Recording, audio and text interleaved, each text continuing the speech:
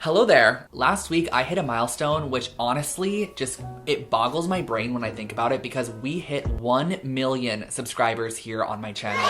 I cannot believe this at all, you guys. Like, truly, you cannot put words in my mouth to express how thankful I am for each and every one of you who support my channel, who watch my content, who leave a comment, who thumbs it up, interact with me on Instagram, send me an email, whatever it is that you do. Just thank you so much for the constant love and support here on Lone Fox. If you guys did not know, Lone Fox was always my second channel. This was my hobby channel. It's where I uploaded DIYs. It was just really fun for me to post videos over here on DIY and interior design, and it has now turned into my full-time career, and I could not be more thankful. This is what I love doing every single day. It is so fun popping onto this channel, reading your guys' comments, seeing your recreations of my DIY projects, seeing how you implement room makeover tips and designs into your own space. It is just such a great space, and it's such a positive space. I've seen so many industries across social media that just have a lot of negativity, and I feel like here on Lone Fox there is just so much positivity, and I love it so much. So I truly just want to thank you all so much who have subscribed to my channel. If you are not already subscribed,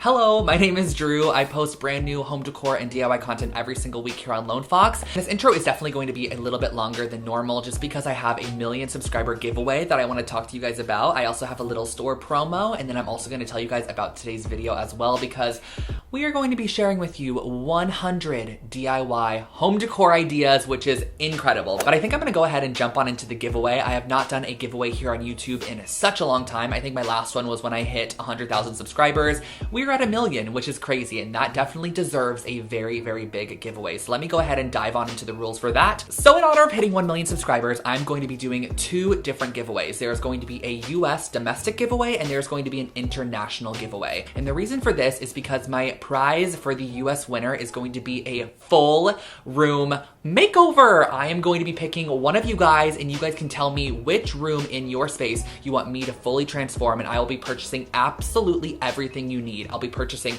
furniture, decor, rugs, lighting, paint, anything you need for the space. I'm going to be purchasing it for you. Of course, after a full-on design plan has been created, I'm going to be talking with the winner of the giveaway one-on-one to create their dream space, whether it be their living room, kitchen, bedroom. You can totally choose. Now, the kind of sad part about this is that I'm not going to be able to be there with the winner of this giveaway. However, they are going to be given everything they needed, all the tools, all the supplies, and absolutely everything they need to conquer the space makeover, which I think will be really fun. I'm going to guide them through the process as well. So if you are the winner of this giveaway, you are going to be getting a full room redesign by me. I'm honestly extremely, extremely grateful of all of the support and love that you guys have given me. So I want to give back to one of you guys a full-on room makeover, the whole Lone Fox experience. So that is going to be the prize for anyone that lives in the US. And the reason that I'm separating it from international is just because I have no idea how shipping furniture internationally works, or the cost of it, or where I should be ordering from. So I figured for my international subbies, I would go ahead and just give you guys some really great money that you can do your own spaces with. So I'm going to go ahead and give away 2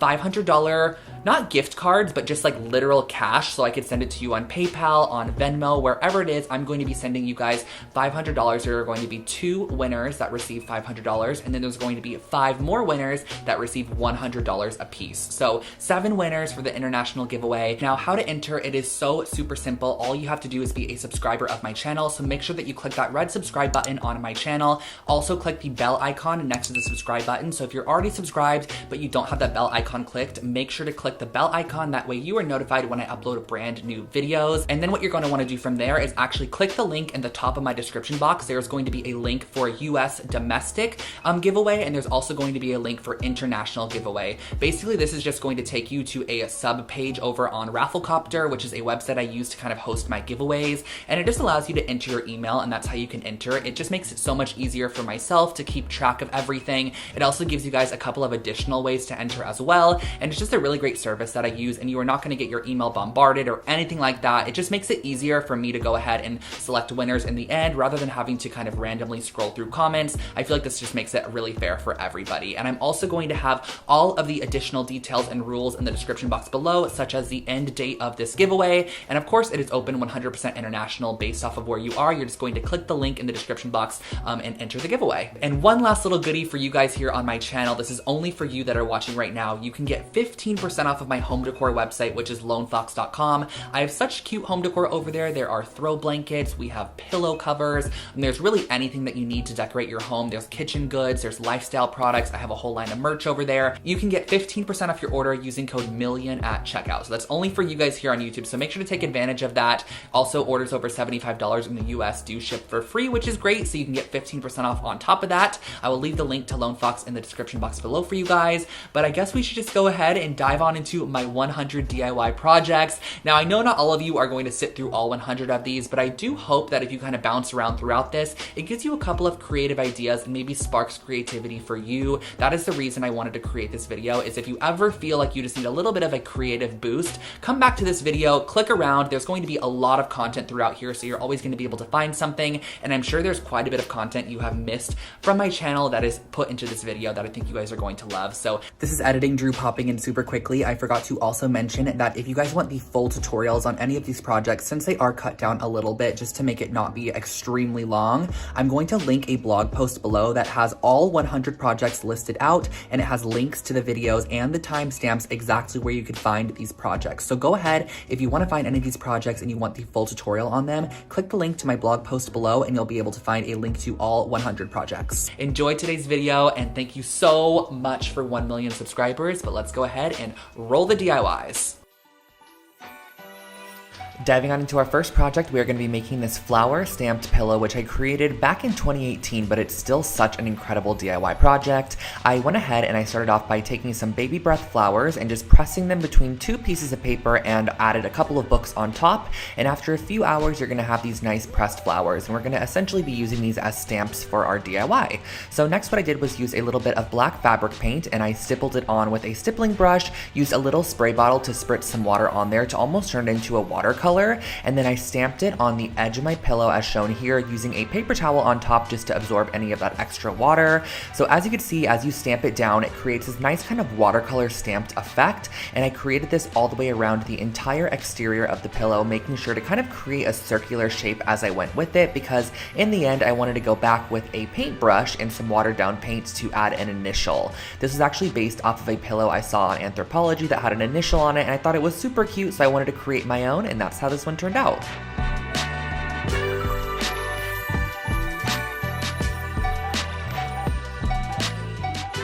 This next project is actually my first ever IKEA hack I uploaded to this channel, and I love it to this date. So I basically ended up using all 3 of these products here. I used the Frocta straps. I also went ahead and used the Alceda braided floor cushion, and also this little stool as well. And the process of creating this is actually super simple. So I just went ahead, I flipped the floor cushion upside down and flipped the stool upside down as well. As you can see, I got this from the As Is section from IKEA. And all you have to do, since I'm using those Frocta straps here, is go ahead and just mount the stool to the base of the floor cushion. Now the underside of the floor cushion has a nice kind of metal wiring. This allows you to intertwine your strap throughout and just strap it however tight you would like. And I also love how this project is totally reversible too. So let's say in the future you don't want to use this as a side table anymore, you could simply undo the strap and you still have all of your components that you originally started out with, and that finishes off this table.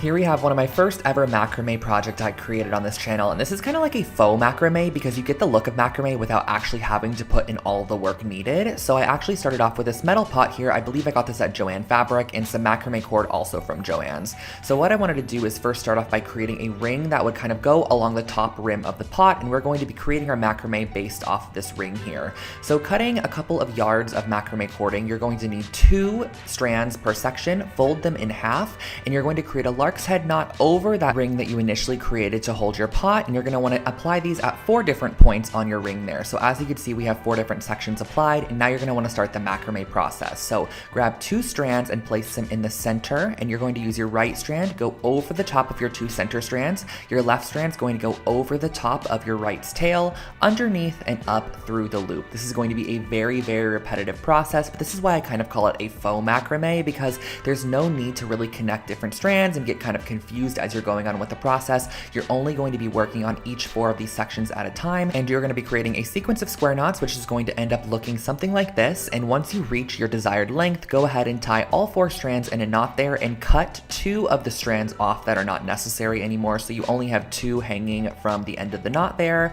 And then once you finish it off, just go ahead and tie all your strands together at the top and hang wherever you desire.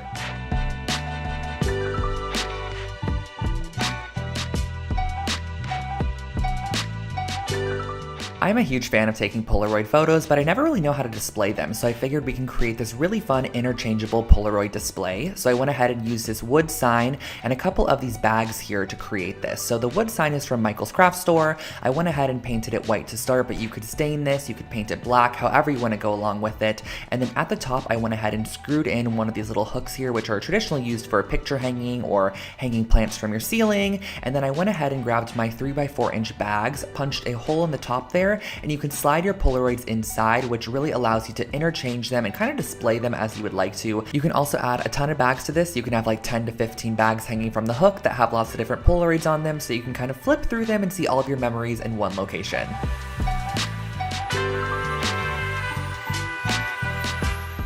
Next up, we have a fun dollar store project. This is wicker lantern lights, and all I did for this project was get some of these little wicker balls from the dollar store, and I went ahead and I spray painted them first with a brass spray paint. Now you could spray paint this however you'd like to, but I thought the brass would be nice because it kind of would make them look like metallized objects on top of your light strand in the end. So I went ahead and sprayed these with a brass spray paint, and once I was finished with that, I went ahead and grabbed my fairy light strand. Now the best way to put this through these wicker balls is honestly to look for larger holes in the wicker. That way you can kind of string it through like a needle and thread. So I went ahead and I strung through my light strand, and I made sure that a light was positioned right in the center of each wicker ball. And once the light was in position, I went ahead and added a little bit of hot glue onto either side to hold it into place, and that finishes off your little fairy light strand.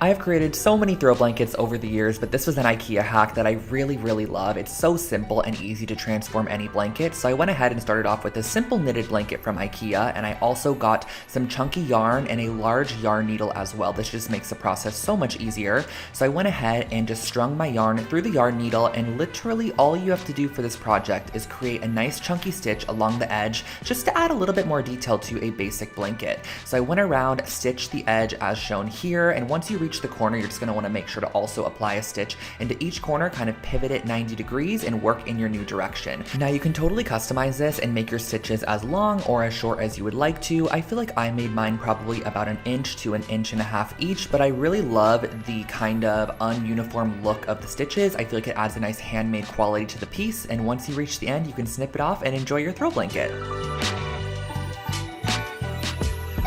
Here is a wall art project that is, again, totally customizable and extremely simple. So if you need something quick and easy, this one is for you. I started off with a couple of metal rings. Now you just want 2 varying sizes for this project, and I gave them a nice coat of black spray paint. But again, this is totally customizable, so you can spray it whatever color or metal finish you want to. Now I went ahead and I did a little lark's head knot of the gray yarn at the top there and just tied a little loop. This is going to be the top of our wall hanging where we are going to be hanging it on the nail. And the next step is going to be very simple. Just cutting a couple pieces of your yarn to about 1 yard in length, folding it in half, and just looping it on the larger of the 2 rings. This is a very repetitive process of just looping the yarn onto each of the rings, letting it kind of cascade and waterfall over the top of each other to create a little layered wall hanging. So once you reach the end, I just created a blunt cut with those pieces. I feel like it gives it a little bit of a cleaner look, and on the ring that is smaller, I'm going to be applying this gray yarn to it. So doing the same exact methodology, just cutting it at the bottom to create a nice blunt cut, looping them on, layering it up, and that finishes off this wall hanging.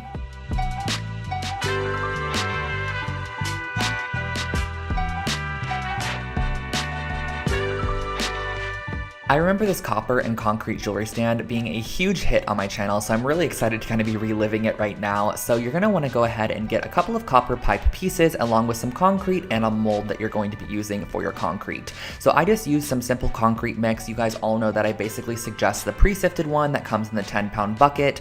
Back then though, when I was creating this project, I did not know about that. So now I do. I highly suggest that one. I went ahead and mixed up some concrete, poured it in the bottom of an oatmeal container, and then went ahead and placed one of my probably about 8-inch tall copper pipes on the inside there. You're going to want to go ahead and let that dry fully overnight so you have a nice base for your jewelry stand. The great thing about concrete is it's pretty heavy, so it's going to weight it down and allow you to apply really whatever you want to the stand. So I'm going to go ahead and just use E6000 to kind of conjoin the copper pipes together, but I went ahead and kind of placed this little T-shaped joint right there, and then I also added some E6000 on the inside to place in one of my copper pipes as well, which is is going to be the crossbar. Just let this cure for a couple of hours to the next day, and that finishes off your jewelry stand.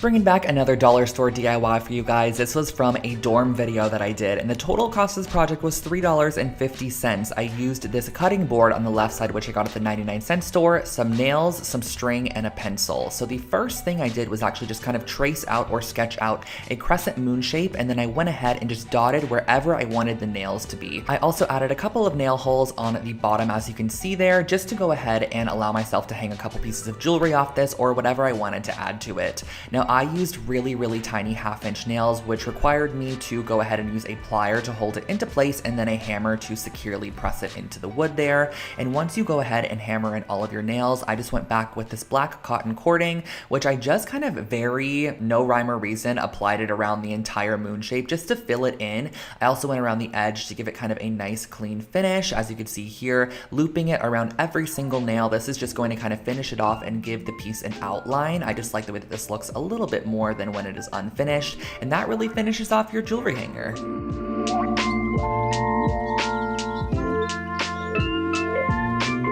Moving on to our next project, I called this one Floral Globe Decor. Not sure why, because it is more so a fun paperweight or just a cute little shelf decor piece, but I went ahead and I used some resin for this project, a mold, and also some faux florals. So the first thing that I did was I actually sprayed my resin release spray into my mold, and then I pulled off a couple of these yellow roses here. I think I got these at Michael's or Joann's, but you can also get them from the dollar store for sure. So I pulled off a couple of those along with the leaves, and then you're gonna want it to mix up your resin. So the resin is super simple. It is equal parts of the resin and equal parts of the hardener. Just make sure to stir each one individually for about 2 minutes each, and then mix them together and stir for about 2 minutes as well. So as you can see here, I'm just mixing it up, making sure it's nice and incorporated, and then you're gonna go ahead and mix them together. So just pour one of the cups into the other one. The resin is now going to start its process of chemical reaction, I guess you could say, and you're going to pour that into your mold there. I then placed in my flowers. You could do flowers, you could do glitter, whatever you have that is small that would kind of fit inside of this resin mold would be perfect for this project. I just opted for the flowers there. I whipped up another batch of resin, poured it over the top to ensure that everything was fully covered, and then you're gonna let this sit for probably about 24 to 48 hours, and that finishes off your little paperweight.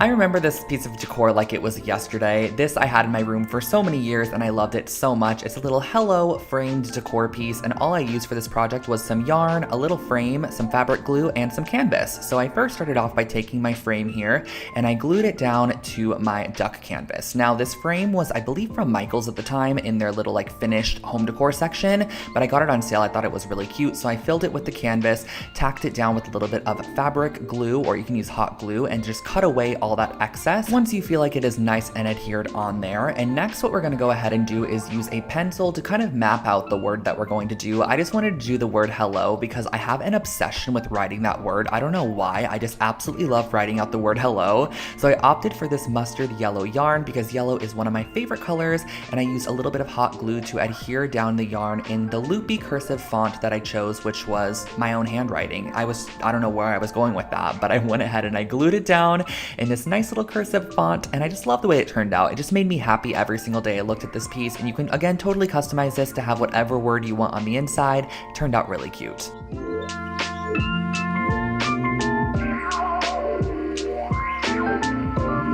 Here we have another IKEA hack for you guys. This was again one of my first ever IKEA hacks on this channel, and I went ahead and I got 3 of these scarf hangers here. And the thing I loved about these scarf hangers is that they actually had like this crocheted edging on them, which I think added so much detail. And I know that IKEA currently does sell these as well, but what I wanted to start off by doing was actually cutting off the little top hanger portion, and every single piece on this is just stitched together with a little bit of thread, so it's very easy to snip that thread and kind of detach the rings if you need to. But I wanted wanted to go ahead and detach the hanging portion and then reattach with a little bit of thread all of the rings together. So I went ahead and I attached 3 sections of this scarf hanger together with a little bit of thread, just doing a couple of stitches between each of them, and you're going to be repeating this process until you have all of your scarf hangers connected. This is so super simple and easy. Just kind of catch the thread, tie it in a good knot, and that really finishes off the process. You can go ahead and hang this on the wall and decorate with some cute little clothespins or little hooks if you have them. I just used this as a cute little inspo board at the time, and I love the way that it ended up turning out.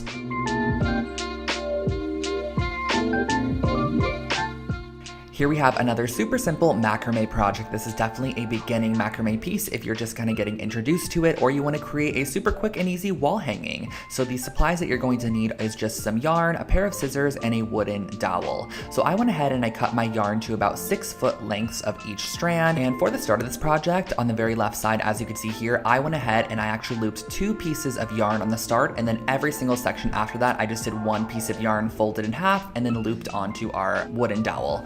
So moving on from there, you're going to be creating, again, more square knots. This project only requires square knots, so it is very, very simple. A square knot is left over right and then right over left, and you're going to be doing this all the way down with the neighboring strand. So you're going to be grabbing a strand from one side, the strand from the neighboring one, and tying them together, and it's going to cascade downwards into a triangle shape until you reach the very end. So I went ahead and just repeated the process all the way down. You can actually go in and swap colors if you'd like to, and I also think it would be fun to go in with macrame cording instead of yarn, to use the macrame cord as the base of the project. And then once I was done, I went ahead and I hung it on the wall, and I used a pair of scissors to just trim away the excess yarn into an arrow shape. I feel like this really gives this piece a little bit more shape and overall a little bit more interest.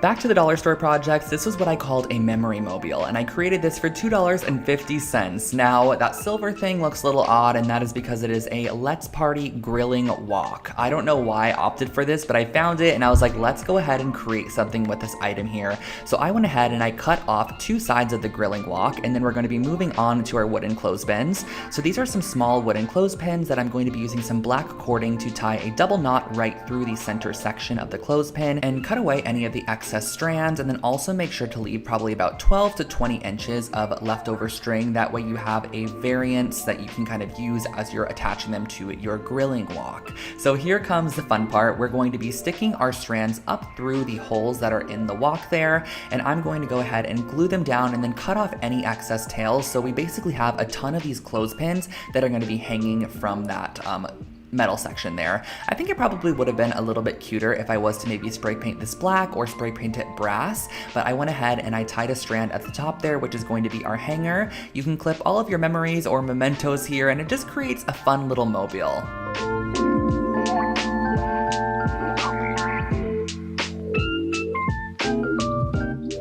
Here we have a super affordable take on a mixed metal wall hanging. So this is a moon phase wall garland, and what I used for this was some chipboard, some spray paint, some chain, some wire cutters, and that was pretty much all for the project. So I started off by spraying my chipboard, or my thick kind of heavyweight cardstock, with some copper spray paint, and then I went ahead and I cut apart a lot of these pieces of silver chain. Now if you want to, you can go ahead and use copper chain as well, but I wanted to go in with silver chain and kind of have that mixed metal look. I really love that when it comes to minimalistic wall art. I think it adds a lot of detail and interest. So I went ahead and I cut those apart, and I actually just hot glued those on to the chain, which I would never do nowadays. I would definitely use a jump ring if I was to recreate this project, but I think back then I didn't have jump rings, and honestly this was going to be a super lightweight project in the end, so I knew the hot glue was going to hold for sure. And I think the varying lengths of silver chain across this piece kind of give a lot of detail. If you had everything at the same level, it honestly in the end would kind of just look a little bit boring. So I love mixing up the lengths of chain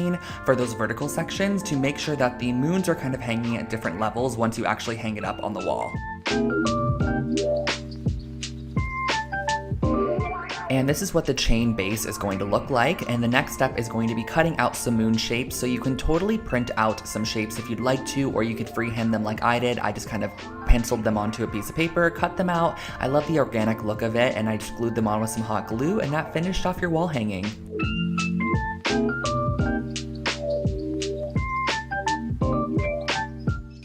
I personally love a good hanging planter, and I also love concrete, so this project is basically the best of both worlds for me. So I started off by mixing up my concrete mix with a little bit of water here. You're going to want this to kind of basically be the consistency of like a pancake batter. As you can see here, this one is a little bit thicker, but that totally works as well. And the mold that I'm going to be using is actually just a simple little, I guess, clear solo cup. And then in the middle there, I'm applying a Dixie cup and I'm pressing it down on the inside. Next, what I'm doing is grabbing some hemp cording or whatever string you want the hanging planter to be hanging from, and you're going to tie knots onto the ends of them. The knots are basically going to be like extra support, so once we press this down into the concrete, the knot is kind of going to be covered in cement and allow it to not be pulled out. If it's just a string, you could imagine kind of being able to pull the string right out, but that knot is just like an extra reinforcement. So you're going to want to go ahead and let that dry overnight or until it is nice and cured, and then pull off your plastic cup in the end and remove the Dixie cup on the inside. Now you can go ahead with a sand file or whatever you have, some sandpaper, a nail file. I mix those words together to make sand file to sand away any excess concrete. Tie your strings into a loop at the top, and that finishes off your concrete planter.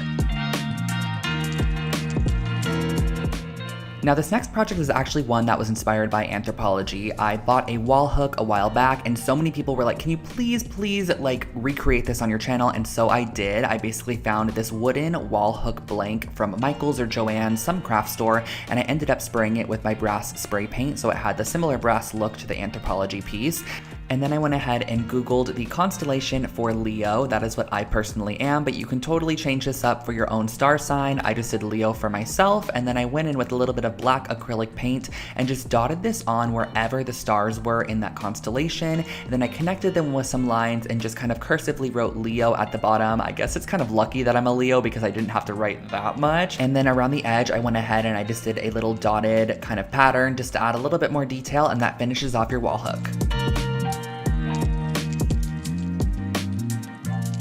This brass mirror here is one of my favorite DIYs I've ever created. I've actually done a couple different versions of it on my channel throughout the years, and it's just such a fun project to create. So all you're gonna need for this is actually some artificial flowers and a mirror of choice. So these artificial flowers are just from a craft shop. You can get them at the Dollar Tree or Joann's, Michael's, wherever you wanna get them from.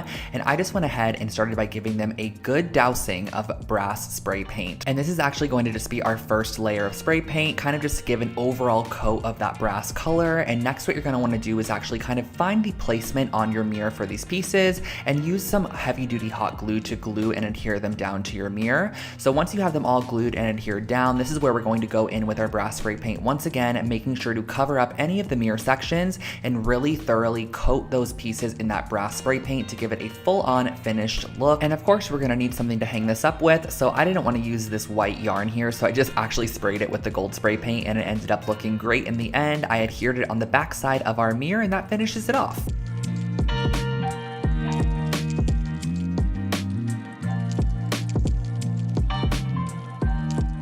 I'm sure we've all seen these mesh trash bins at the dollar store, at Walmart, at Target, wherever it might be, but they're always not the cutest. So I want to share with you guys how you can add just a little bit of faux leather to this piece to make it more rustic and overall just cuter in the end. So the first thing that I did was I went ahead and I marked 3-inch wide sections and then drew a line to create a 3-inch wide strip that I could then cut with my scissors, because we are going to then go ahead and fold over those raw edges into the middle. So we're going to be ending up with a 1.5-inch wide strip of this leather material. So you're going to want to do this, that way you have nice clean edges on the front there, and then on the front side of your wastebasket, using a generous amount of hot glue, you're going to be applying your faux leather material and then creating kind of a little loopy handle at the top, which again is just for visual interest. There's no like rhyme or reason to this piece. And then I cut off the excess at the bottom there and went in with a little bit of white embroidery floss. I probably should have done this with like some jute cording or something just to match the vibe a little bit better, but I think it turned out cute nonetheless. So I went in and I just added a little X shape to secure the leather in place a little bit more, but also add a bit of detail to that edge there. I think this adds a nice touch. Tie it off on the back side, repeat on the opposite side, and that finishes off this basket.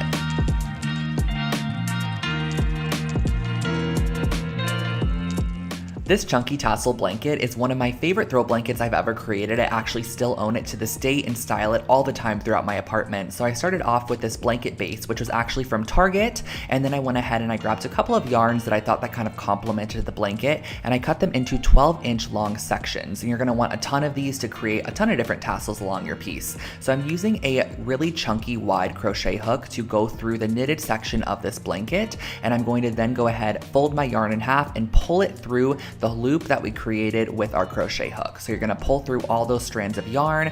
Once all 3 of them are pulled through, you're going to then go ahead and pull the tails through that loop, and that finishes off your first tassel. Now, to determine kind of the pattern you wanna go with or where you want to apply your tassels, you can map it out first if you'd like to, but I just went ahead and did chunks all around the blanket, making sure that I had kind of like an even spaced amount of chunks of different colors of yarn that just add pattern, texture, and dimension to the piece. You can also just go around the edge and do like a tasseled edge if you want to, but I just wanted to mix up the yarn, so I did a variant of white yarn. I also added in some that had these gray kind of flecks throughout it, and then in the end I just created these little tassel sections on the blanket, which just kind of give a little bit of detail.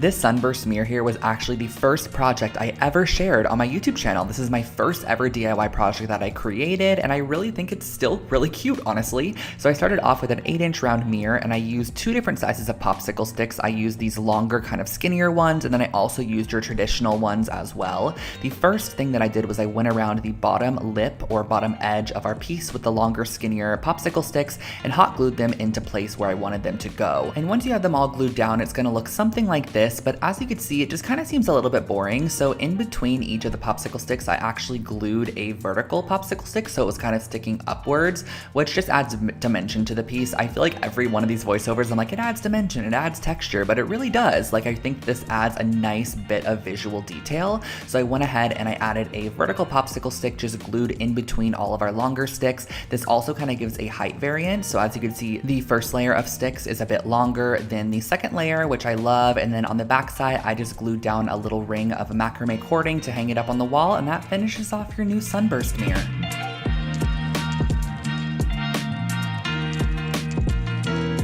Creating a concrete coaster set is actually extremely affordable and not as hard as it looks. All you're going to need is a couple of solo cups, some concrete mix, some water, and a hot glue gun. So the first thing that we're going to be doing is actually cutting the top rims off of our solo cups and creating our very own mold. And I'm going to be gluing down the top of our solo cups to the notebook cover there. So we're basically creating our very own mold. So next, what I wanted to do was mix up the concrete and pour it into the mold that we created. So you're just going to tap that in, making sure that you added enough hot glue around the perimeter of your mold to where the concrete will not seep out at all. Let that cure overnight, and once it is fully cured, you could basically demold your new set of coasters by pulling off that notebook cover, and this is what they end up looking like. You could sand the edges with a nail file or a little bit of sandpaper to give them a nice finish, and that's the finished project.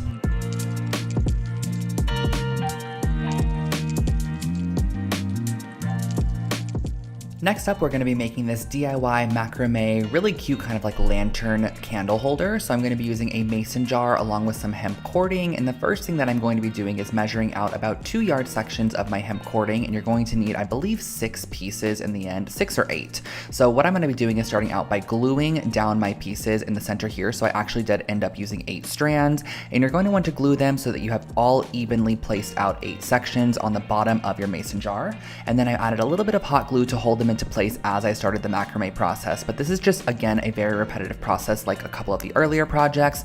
We are creating a collection of square knots where we grab the neighboring strand and we connect it to a knot that was neighboring it as well. And you're just going to be repeating this process until you reach the top rim of the jar. So I just kind of work in a circle and create a knot, as you can see here, twist it, move on to our next side, create a knot, twist it, move on to our next side, create a knot. And as you keep creating these knots, it's going to get tighter and tighter up towards the top, which is what you're going to want so that it kind of forms around your mason jar shape. So as you can see here, getting closer to the top here, it really creates a nice nautical vibe. It almost gives like a fishnet look to the piece, and this is what it ended up looking like in the end. You can tie off your strands, you can turn it into a hanging planter if you want to and leave them long, or glue them as I did and just pop a candle inside as a candle holder.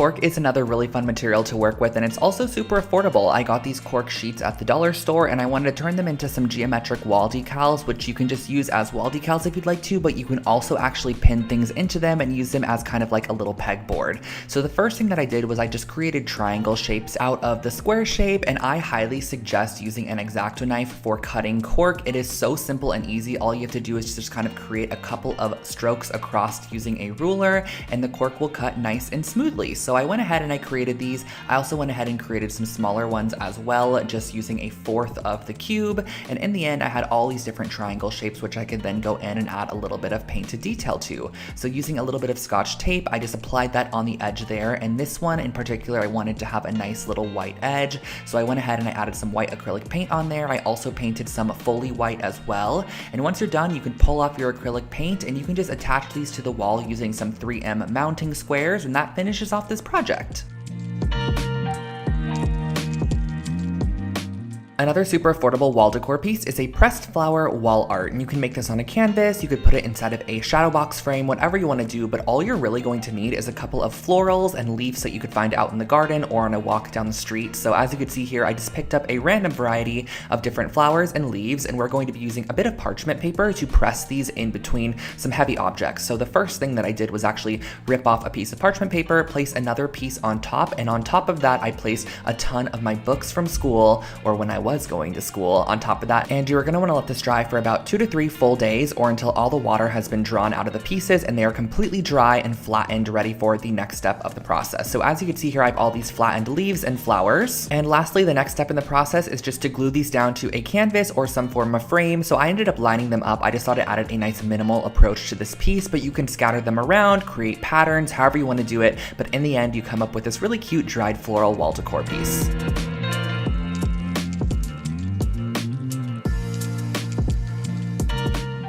Whenever I create these IKEA rugs here on the channel, you guys always love them so much, and this is going to be one of the designs that I've done. I believe I've done about 3 to 4 of them, but I'm using the Lohals rug, which is basically a jute knotted rug from IKEA, and I'm also going to be using some masking tape to mask off any sections that I want to apply the spray paint to. So as you can see here, I applied 2 borders that ran horizontally, and then I applied a ton of vertical strips, and each one of these vertical strips took up about 2 different knots. So I kind of used my knots as measurement, and my masking tape that I used, which I believe was about 1 inch wide, ended up covering 2 full knots. So I was able to kind of measure out as I went, and then I went ahead and applied on my paint here. So I'm just using a regular white acrylic paint. Now, since I've actually created a couple of these rugs since this project was created, I highly suggest using spray paint as opposed to just acrylic paint. Honestly, it is so much easier. You can just spray right over the top of your masked area, wait for it to dry, peel it off. I also feel like the paint goes on so much more opaque as well, and if you do this process, you could apply a clear coat on top to lock it in.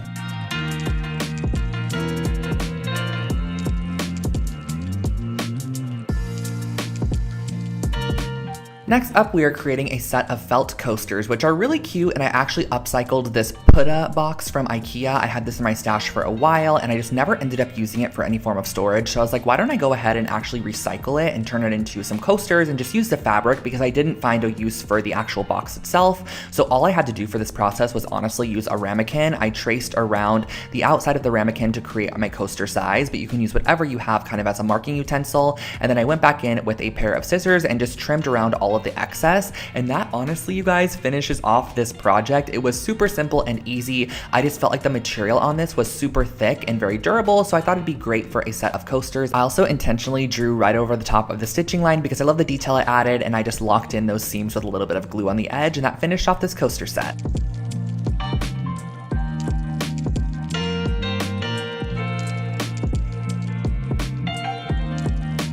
This project here, you guys, really takes me back because this was such an old DIY that I created, but honestly, it's still such a cute concept, and you can totally use this on really anything that is glass and kind of create a frosted glass look. So the first thing that I actually did was just grab some regular old printer paper, and I'm going to be cutting out some triangle shapes, which are going to be our masks. So I cut a 2-inch wide strip of paper, and from that paper, I went ahead and freehand cut a couple of triangles. I just like the organic shape of a freehand cut triangle as opposed to measuring them all out. I think it kind of adds a little bit bit more of a boho element to this piece. And I went ahead and I actually adhered these down with just some water-based glue, just an Elmer's glue stick, because it's super easy to remove from glass. It's kind of just a temporary fixation at the moment. And then what I went ahead and did was actually spray on top of it a coat of sea glass spray paint. And as you can see, when you go ahead and remove those masked triangle sections, it reveals the shiny clean glass underneath, and you have a frosted glass over top, which overall gives you this kind of nice embossed etched look.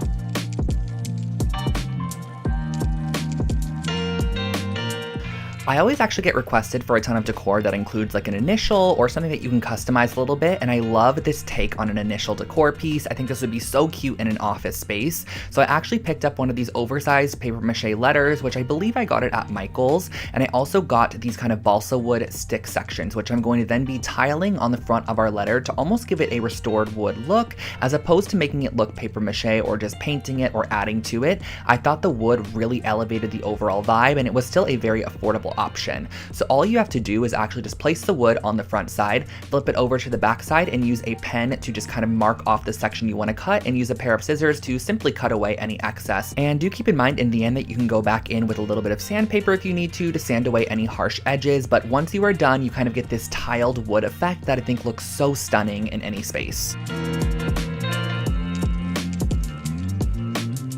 For our next project, I really wanted to create a functional DIY with supplies that I already had in my stash, so I ended up opting for using a coat hanger from IKEA, one of the wooden ones, and some thick gauge brass aluminum wire. Now this wire is super easy to bend, so all that I had to do to start was just kind of wrap it around very haphazardly. There is no rhyme or reason to this at all, and as you want to add a hook to your piece, all you're going to do is kind of create a stick section that comes off of your coat hanger. As you can see here, I bent it in half at the end and then brought it back up to the start, where I'm able to then continue down the length of my coat hanger. So as you're wrapping this around your coat hanger, I just did it very organically. There was no rhyme or reason to this in any way, and as I wanted to add a hook again, I went ahead, I created my hook section by bending the wire in half, bringing it back up to create a little hook shape, and then I went ahead and I sprayed the top with a little bit of brass spray paint, and that finished off this project.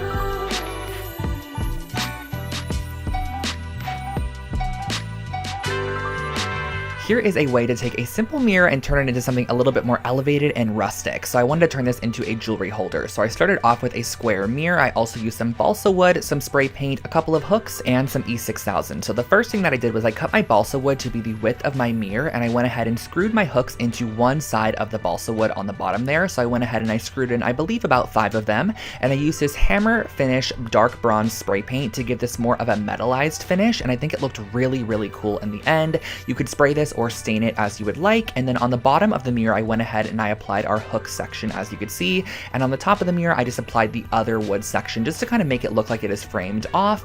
And on the back side, you're going to want to also allow it to be hung up. So I used a little bit of chain that I had in my stash. I used E6000 to adhere it down. Once it was fully dry, you could hang this up and store your jewelry.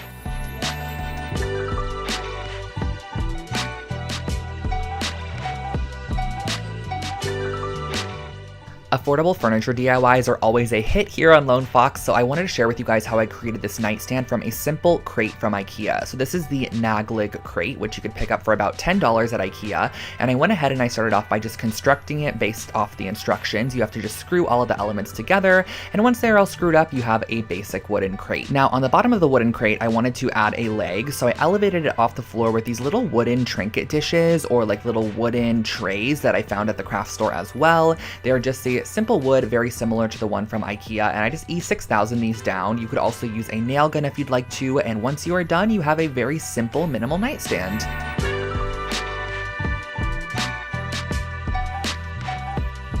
This next piece of decor is a great way to add more of your accent color throughout your space because it's totally customizable. You can select the colors of yarn you want to go for, and the first thing that you're going to want to do is actually tie a piece of yarn across the bottom side of this ring here. This is going to be where all of our other yarn sections are going to be hanging off of, and I suggest starting from the bottom. That way you could build up and layer your yarns as needed. So all we're doing here is a simple lark's head knot by cutting a little bit of yarn, probably about 6 inches long, because you could trim it after if needed, and attaching it to the yarn piece that we added on originally. So I just varied up my yarn a little bit. I did a little bit of the white fleck and also the yellow on the first section, and then here on the second section I opted for this twisted yarn that had yellow and white in it. I added a little bit of blue, and then on the third section at the top I just filled it in with a couple more colors. So once you are completely done, it'll look something like this. You could trim off the excess, and here's your decor piece.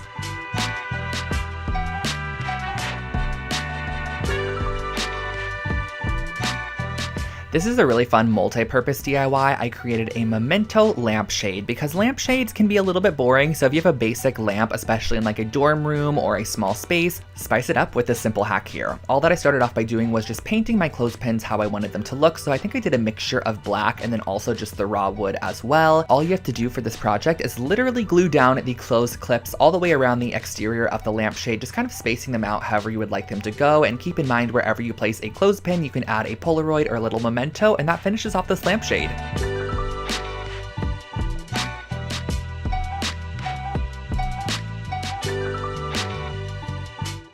It's actually really fun redoing these voiceovers because I forget how many fun projects I could recreate currently that I would love to have in my apartment, such as this wool magazine holder. These are super affordable. All I did was I picked up this gray toned felt from the craft store. Each felt sheet costs under 50 cents and I cut it in half to start. Then what you're going to want to do is actually fold it into thirds like this. That way you have nice clean edges on the front side and it doesn't have any cut edges. I ended up using some Fabri-Tac adhesive to glue it down on a third of the piece. Then I added a little bit more adhesive on top of that, folded it over once more, and you have a nice tripled up felt piece, which you are going to want to make 2 of. And then once you have both, you're going to glue them together just about an inch on the bottom. Just glue these 2 strips together, let them dry. Once it is dry, use a push pin to secure it in the wall and place your magazine inside.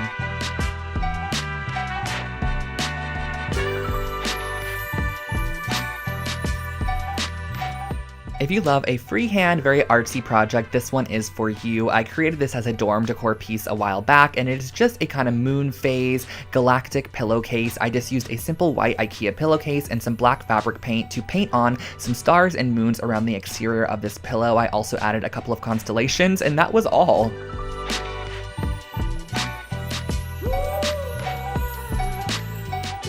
I still to this day create these reworked sweaters for Christmas gifts or birthday presents. All you're going to need is a couple of old sweaters. This is a Champion and also an Illinois sweater from H&M. And all I did for this project was just cut the sweaters directly in half down the middle. The great thing about this project as well is that you can actually get 2 finished sweaters from your 2 original sweaters. So it's not like you're scrapping any material at all. So what you're going to want to do is actually pin the right sides of your sweaters together down the front, and you're going to be sewing this up the entire front side using just a straight stitch. I suggest doing the triple straight stitch so you have a nice strong bond.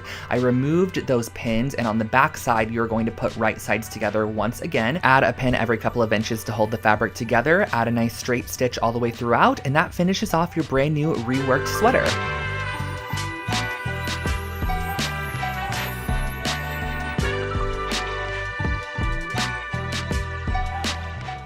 A couple years back, I received a Lalapo candle for Christmas, and it had a really funky kind of hammered metal tin container that it came in, and I wanted to recreate my very own for a fraction of the price. So I found this metal tin here on Amazon, and I literally went to town on it with a hammer, just hammered it all the way around, gave it a very distressed and just unique look. So as you can see, these are going to be our candle canisters.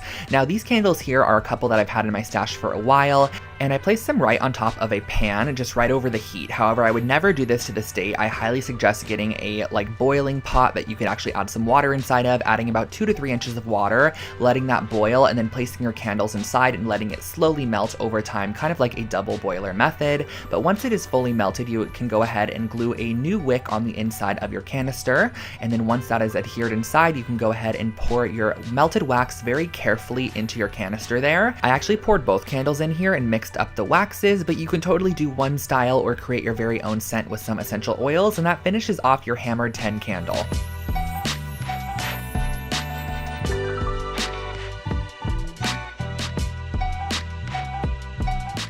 This pillowcase was such a fun one to recreate. It was inspired by an Urban Outfitters one that I believe cost around $80, and I knew we could take a simple IKEA pillowcase and create our very own with just a little bit of black fabric paint. So I started off by cutting off any of the tags and using some black fabric paint to paint on the shape of an eyelid, just like a very organic kind of half circle shape. And from there, I went ahead and I added on some eyelashes to this piece as well. If you guys can see, the brush that I'm using has a very flat top, and it's almost the width of of all of the lines that I'm creating, which I just find makes it a little bit easier when freehand painting like this. And there really is no rhyme or reason to this. I know I say that all the time when I'm painting projects like this, but really as you go, you can add to the piece, take away, and if you mess up, honestly, just keep on working on or add it and implement it into your pattern elsewhere so it doesn't really look like a mess up. So I just went all the way around, added this pattern throughout, and that finished off this pillow.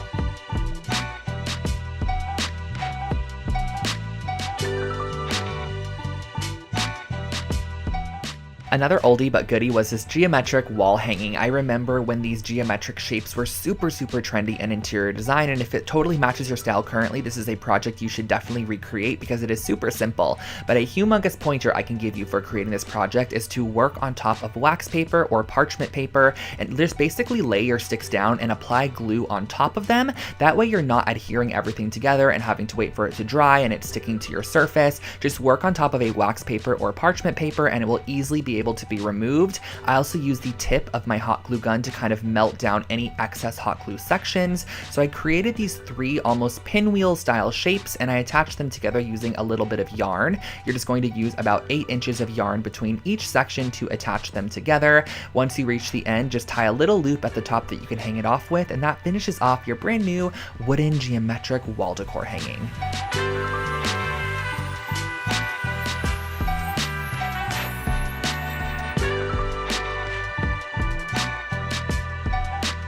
This next project was actually another take on that little wall strap that I created with the wool fabric earlier, but this one is just a wall pocket and it is super simple to recreate. You're just going to need 2 pieces of 8.5 by 11 felt, and on one of the pieces you're going to start by rimming the entire outside, leaving a 2.5 inch section at the top that you're not going to be adding glue to, because once you actually adhere this down, the sides and the bottom are going to be nice and adhered, but that 2.5 inch section you're actually going to want to fold down like this, add a little bit of glue to either side as shown, and fold that down. That way it kind of creates this little pocket flap, lay a couple books on top, and once you're done you could hang this on the wall and add whatever you'd like inside.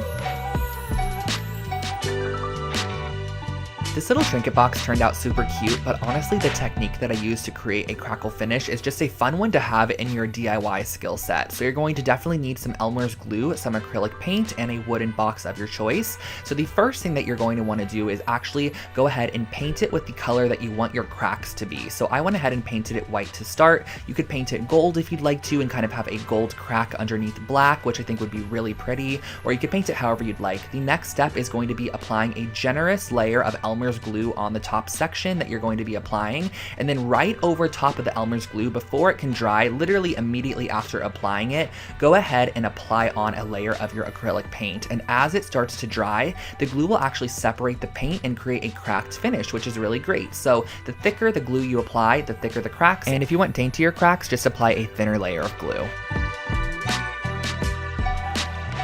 Here's a fun DIY on how to turn your basic pillowcases into these gradient dyed pillowcases. You're just going to need some RIT dye. I use the powder form, a couple of cups, a paintbrush, and your pillowcases. So the first thing that I started off by doing was adding the same amount of water into each cup, and I did use warm water. And next what I did was I actually varied the amount of dye pigment that I applied to each cup. So the first cup I added 1 teaspoon, the second cup I added 2 teaspoons, the third cup I added 3 teaspoons, and so on from there. That way we have an array of pigmentation. And I went ahead and I started off with my darkest color first because it's just easier to start darkest and go lighter. So I applied about a 2-inch strip of our darkest color and worked my way down to the lightest section, probably only applying water at the very end. So as you can see here, this is what the gradient dye is going to look like. Wash out the excess dye and style with a couple of cute throw pillows.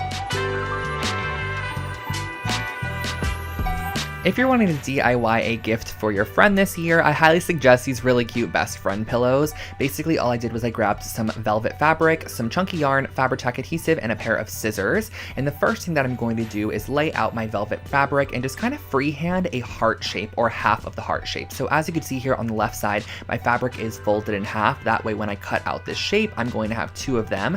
So the first thing I did was I freehanded out half of the heart, then I cut it out with some fabric scissors. Next, what I did was I went ahead and I created a little crack down the center. You can totally make this a straight line if you want to, or you can kind of make it jagged like this. I thought it added a cute little element to the piece. And you're going to need 2 pieces for the left side and 2 pieces for the right side. And once you have those cut out, just make sure that you're pinning the right sides of the fabric together, or pinning the sides of the fabric that you want to show on the outside sandwiched together. And then go ahead and sew the outside of this and leave about a 3-inch section opening. That way you can fill it up with your polyfill or your recycled materials, whatever you want to put inside to fill up your pillow there. So as you can see, once they are both completed, they're going to look something like this, but I did have to add a little best friend detail on the front there. So I just used my Fabri-Tac adhesive and just freehand wrote out best friends, and it kind of cascades across both pillows because once you put them together, you're going to be able to read the full message. But I love the idea of having both of them kind of separated, but you still understand what it says, and that finishes off this pillow.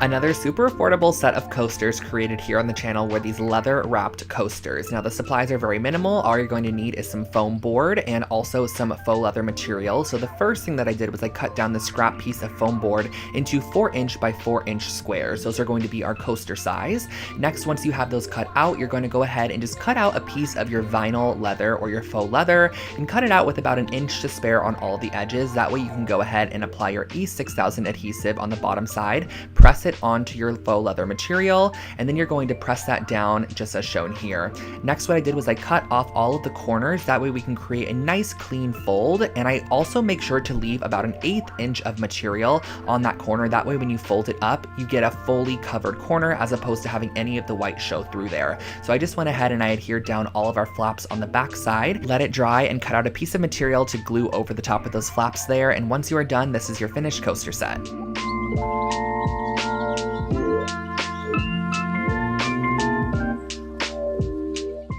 This eucalyptus wall decor is a great way to add a minimal touch to your space. It adds a little bit of greenery, but also a fresh scent of eucalyptus. So all I did was I actually went ahead and I purchased a fresh sprig of eucalyptus from the grocery store, and I'm going to go ahead and just cut off a couple pieces that I like as seen here, and then I'm going to be wrapping around the top of them with a piece of string just to kind of finish off the edge and give it a more polished look for our wall hanging. Tie off your string at the end and leave probably about 2 to 3 feet of excess string. That way you can vary the lengths as you apply it to our wooden dowel a little bit later. So just go ahead and tie these off onto all of your pieces of eucalyptus that you want to add. I believe I did an odd number of about 7 pieces. So once you have all of your eucalyptus all strung up and ready to go, we can start applying this to our wooden dowel. And when it came to constructing the final piece, I just went ahead and made sure that all my eucalyptus pieces were hanging at different lengths, so it just added a little bit more visual interest and not everything was at the same exact level. So I just double knotted these onto my wooden dowel all the way down, making sure they were nicely secured. And once you have them all attached, you can hang it on your wall, and that finishes off your eucalyptus wall hanging.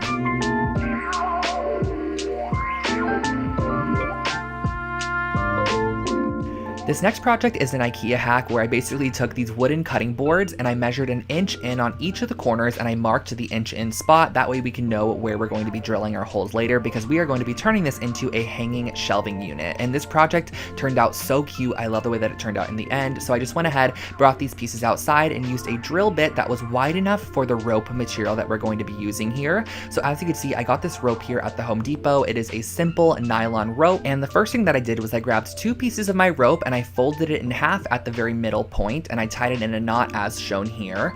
Next, what I did was I measured down about 18 inches from our knot and I just made a little marking on our piece because that is exactly where we're going to be tying our knots on each section.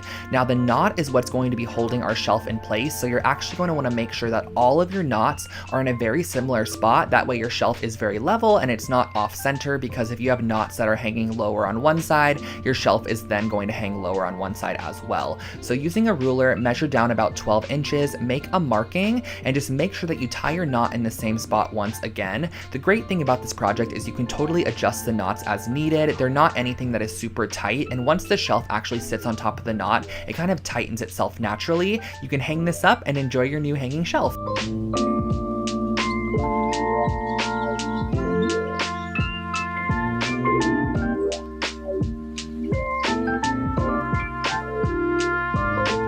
This next project right here is definitely one of my favorite IKEA hacks I've ever created. I actually used this wooden tray from IKEA and this large mirror that I got at Joann's, along with some faux leather material, some E6000, and a couple of wooden blocks. So the first thing that I did was I took my large circular mirror and I'm going to be gluing down some of these little wooden blocks, which are basically just going to be spacers, and just elevating it off of our tray in the back. And if you wanted to, you can totally just adhere the mirror directly down to the tray, but I ended up using these little wooden blocks just to elevate it off the tray a little bit. I just think that it adds a nice bit of dimension to the piece, and it just makes the mirror look like it's actually floating in the center of the tray. And next what I did was I grabbed this faux leather material and I'm cutting out a 3-inch wide section. And you're going to want to make these strips down the longest side of your fabric, because we're going to want very long strips. That way we can create the band that's going to wrap around the outside of our mirror and just give it that very rustic, elevated appearance. So using a little bit of hot glue, I just went ahead and I adhered this down the entire strip there, just making sure that I folded it in half. And the reason that I did fold it in half was just to save a little bit of my material. I knew that the folded in half section, or the ugly side, can face the back of the mirror, which is going to be against the wall. So what I did was I just adhered my strips together, and then I E6000 them on the outside of my mirror using clothespins to stick them down as the adhesive dried. Now what we're going to be doing towards the top here is creating this little section, which is kind of like a triangle, and you're going to want to adhere these two strips together there, place a book on top, let it dry, and once it is dry you can hang it on the wall.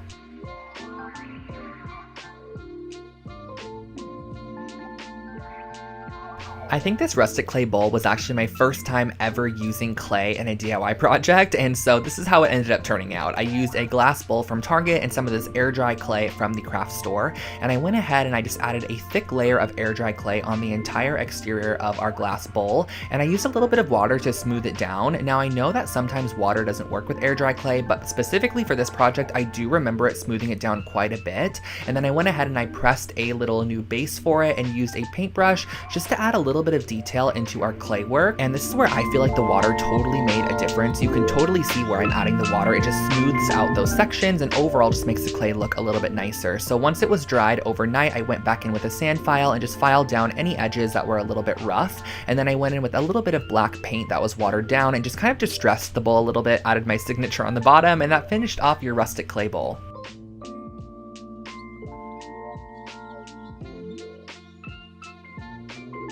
As many of you guys know, I love making throw pillows here on the channel, so here is a geometric yarn pillow that's really fun to recreate. I just used one of the Vigdis pillow bases, some white yarn, some Fabri-Tac adhesive, and some scissors. So all I started off by doing was grabbing a ruler and just kind of creating a couple of geometric shapes on the front side of this pillow. These shapes are kind of just going to act as a basis for our geometric yarn designs that we're going to be creating on top there. So as you can see, for the first one here, I actually cut every single individual piece of yarn all the way across, but as I worked on this pillow a little bit more, I realized that I can just make the yarn kind of loop back and forth, and I was going to be creating a border on it, as you can see here, with a little bit of yarn in the end. So I knew that those would be covered. So I just went ahead and I created these little sections on the front of the pillow, filled them in with yarn, and once they were done, it just reminded me of a piece you would see at Target.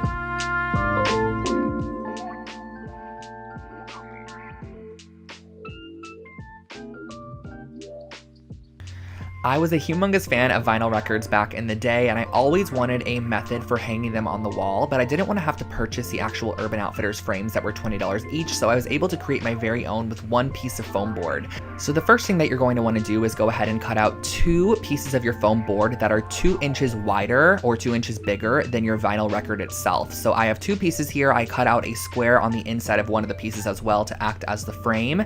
Now on the sides here, I cut out these 3/8 inch strips, which are going to act as borders or barriers. And the great thing about using the foam board is that it elevates it a little bit so that you can easily slide your vinyl inside. So I just used some E6000 adhesive and just glued this around the exterior of my vinyl record once it was placed on the inside there. But you do not need to add a piece of this to the top there. That way you can slide your record in and out in case you want to ever exchange it for a different one. So once that was all glued around the outside, I then went ahead and added adhesive to the top of those strips, placed on top my frame section there. So this is kind of creating our shadow box, which you could then slide your vinyl on the inside of. I just wrapped a piece of yarn around the entire exterior inside of the little groove that we created, cut off the excess, tied it in a knot, and I hung this up on the wall, and that was my vinyl frame.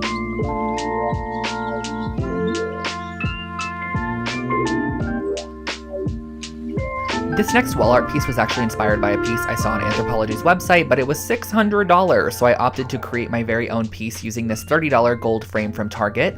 I took out the paper on the inside and traced it onto a piece of heavy-duty watercolor paper, and I'm just cutting that out there, and I'm going to start by using this golden paint in the color Carbon Black and mixing it with a little bit of water to create my very own watercolor. Next up, using a very thick watercolor brush, I'm kind of just going to start tracing out a couple of loopy shapes on the right side of this piece of paper and drag it over, following my reference photo to create a couple of other lines as well. This is definitely a super abstract piece of artwork, so there is no rhyme or reason to this piece whatsoever. And I did also go ahead and darken up some of those sections using the paint just right out of the tube, and once I was done with it, I let it dry, popped it back in the frame, and that finished off this wall art piece.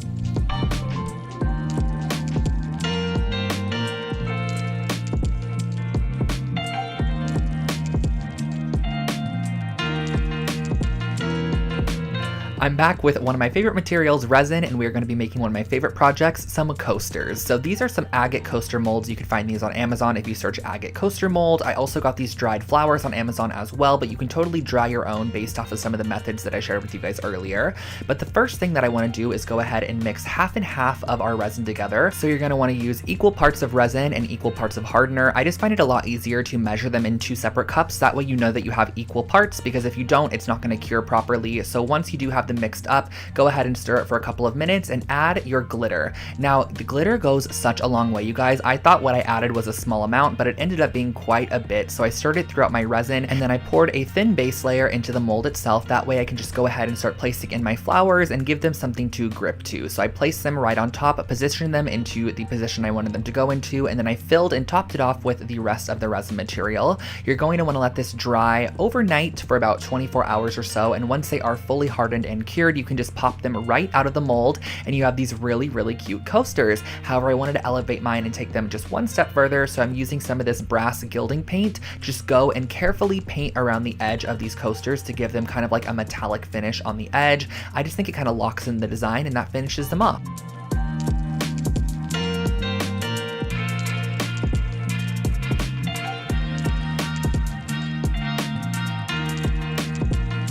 This is probably one of my favorite dollar store projects I've ever created, and I ended up finding a ton of these little canvases in different sizes and also some assorted faux florals at the dollar store, and I pulled them off of the stem. We're going to be doing a very similar method to that gold brass mirror that we created earlier, but we're going to turn this one into a really cute wall hanging. So the first thing I did was I grabbed all my florals from the Dollar Tree, brought them outside, and just gave them a coat of brass spray paint just to kind of get the actual coating process going. We're going to be able to go back in later and really finish it off, but for now we're going to be using the brass spray paint. The next thing that I did was I went in and I added gold paint to the back side of all of my canvases, and I love how it goes over the top of the staple. It really makes it look welded. Next, moving on, we're going to be applying the first set of florals to our wooden dowel. Now from this wooden dowel, our little canvases are going to hang, so this is going to be kind of like the most focal point of the piece. I brought it back outside once all of our florals were attached to it and just sprayed any of those excess areas. And last but not least, you're just going to go ahead and use some string and apply on your canvases. Inside of these little canvases, you're actually able to go ahead and just pop in a photo or however you want to style them.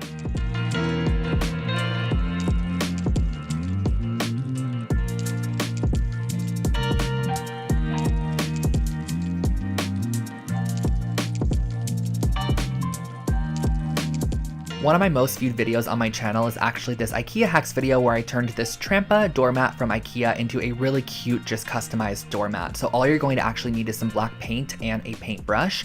And what I'm going to be doing is on the bottom left-hand corner, I'm going to be writing the word hello. So just kind of freehand writing this out. You can totally use block letters or a stencil to help you with this.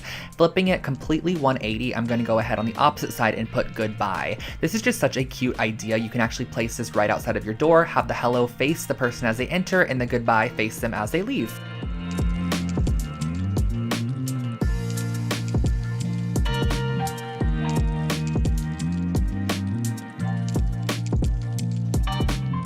Of course, I had to include a little bit of DIY organization. So I picked up these little folder or paper holders. These are from IKEA. They're just made out of cardboard. And I wanted to transform these into kitchen organizers for my friend James's kitchen. So we ended up going ahead and using some navy blue paper, which matched the color scheme of the kitchen. And I went ahead and just kind of wrote on there what was going to be in each of them. And after I cut them out, I went ahead and added a little white border as well. This is totally optional. You can add it or not, but I just thought it added a cute little touch to the piece. And then all you have to do on the front side of your organizers is just glue them towards the top there, and that finishes off these organizers. They slip nicely into drawers, and you can pull them out whenever you need any of the supplies that are on the inside of them.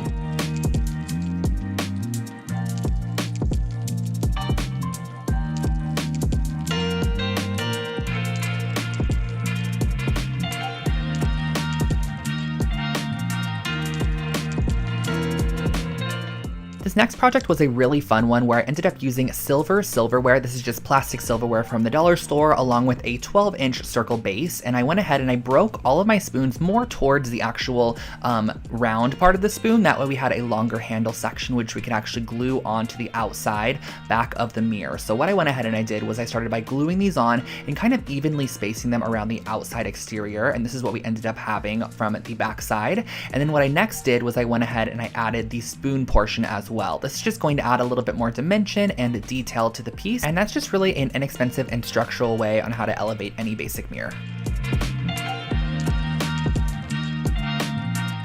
Back into the wall decor and also back into the macrame, we are going to be starting off with a 12 and 14-inch ring for this project, and then I'm going to go ahead and cut out 2-yard pieces of string, which I'm going to then just slip knot onto the top of our 2 rings. You're going to want to have 2 of them to start. Simply cross them over as shown here and do a simple half hitch knot to secure it to the bottom left side and bottom right side of the original knot. So all you have to do for this is just wrap it around once as shown, wrap it around one more time, and then just pull your tail right through that loop that it creates, and that is your half hitch knot.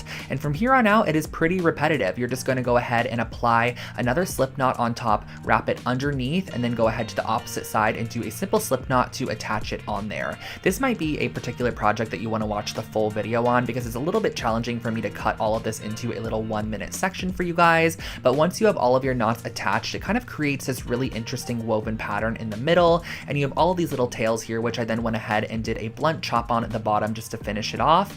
On the top back side, I added a little loop that I could hang this up on the wall with, and that finished off this wall decor project. I really like this one, and you guys also have recreated it so many times.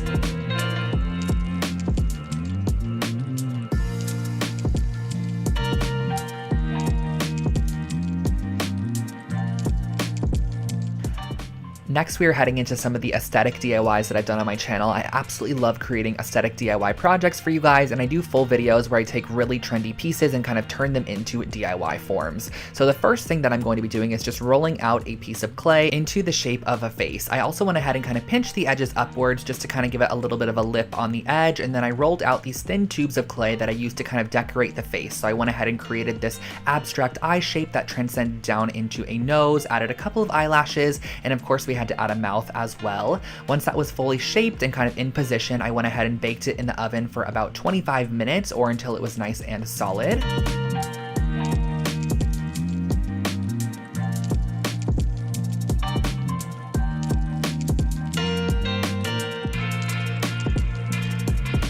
I remember seeing these wreath forms at the Dollar Tree all the time, and I never knew what to do with them, but I always knew I wanted to create something with a wreath form. So I went ahead and I grabbed this really thin gauge artistic wire, and I started off by just wrapping it all the way around the entire exterior of this wreath form. So I just kind of cut off sections and wrapped it as I went, just kind of going around the front side and the back side pretty close together, and occasionally also wrapping it around our middle strand or the top strand to kind of just add a little bit more detail and make the wire not look super uniform. So every now and then I would kind of just wrap it around the middle, or I'd wrap it around the top, and it just added a little bit more interest to the piece. So I went ahead and finished the entire round of this piece, and then I went ahead and grabbed some masking tape, and I kind of just placed it randomly every couple of inches around the frame there, and I went in with my gold spray paint thinking that once I removed it, it would be such a cool mixed metal design, and I just honestly didn't like it that much. So I actually went back with white spray paint and spray painted the full piece white and finished it off with some brass gilding paint around the entire outside edge and also the inner rim, and that finishes off your new picture frame.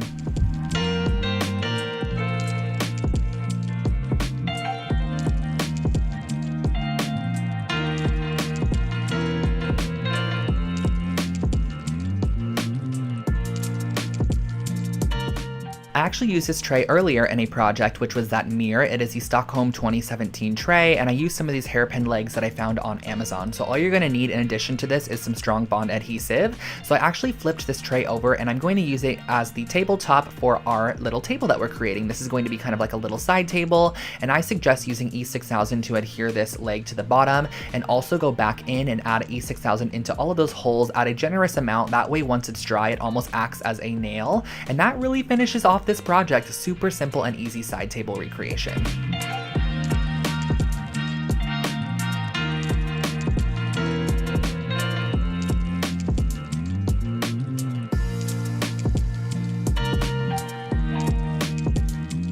Now this is a super simple way how to create your very own kind of bar cart or little kitchen island section for a small apartment. So I went ahead and I picked up this Mulger little rolling unit, and I realized that I wanted to have it kind of have black accents along with the wood accents that it's originally made from. So I kind of mapped out where I wanted my black to be on top of this little reference drawing, and I also grabbed some of these hooks as well, along with some black spray paint. So I brought all of the pieces outside that I wanted black, and I gave them a nice coat of the matte farmhouse black spray paint, which is my favorite color from Rust-Oleum, and I did it on all of the sides. This was so satisfying to spray paint. I also went ahead and grabbed some of these little wooden trays, which I used on a former project as well. I used them as the legs once again, so just making sure to flip them in all directions and give them a nice generous coat of the black spray paint. And once they have fully dried, you can go ahead and reassemble your entire piece. What I did was I just went ahead and followed the instructions, reassembled it as is, and I just love the details of black. On the bottom of this piece, instead of using the rolling wheels, I actually went ahead and secured on those new legs and added a couple of hooks to the side. That way we could hang on a little cutting board. This was also from IKEA. I screwed a couple of hooks into the cutting board. That way you can kind of have it hang off the side. And I thought this was the perfect little bar cart addition to any small space.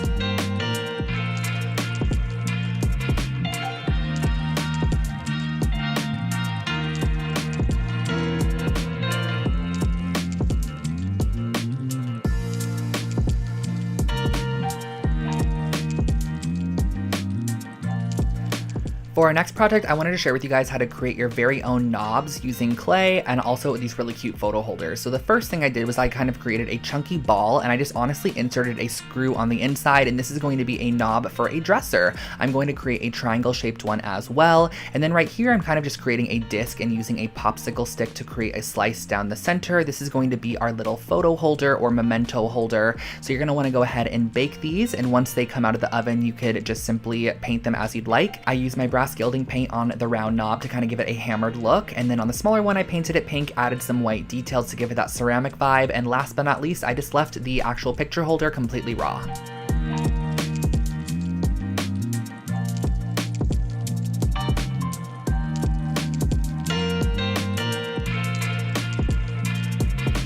I personally am not a great painter, but I can definitely do an abstract art piece every now and then. So I picked up this wooden canvas and I started off by painting the entire base of the canvas with this cream colored paint.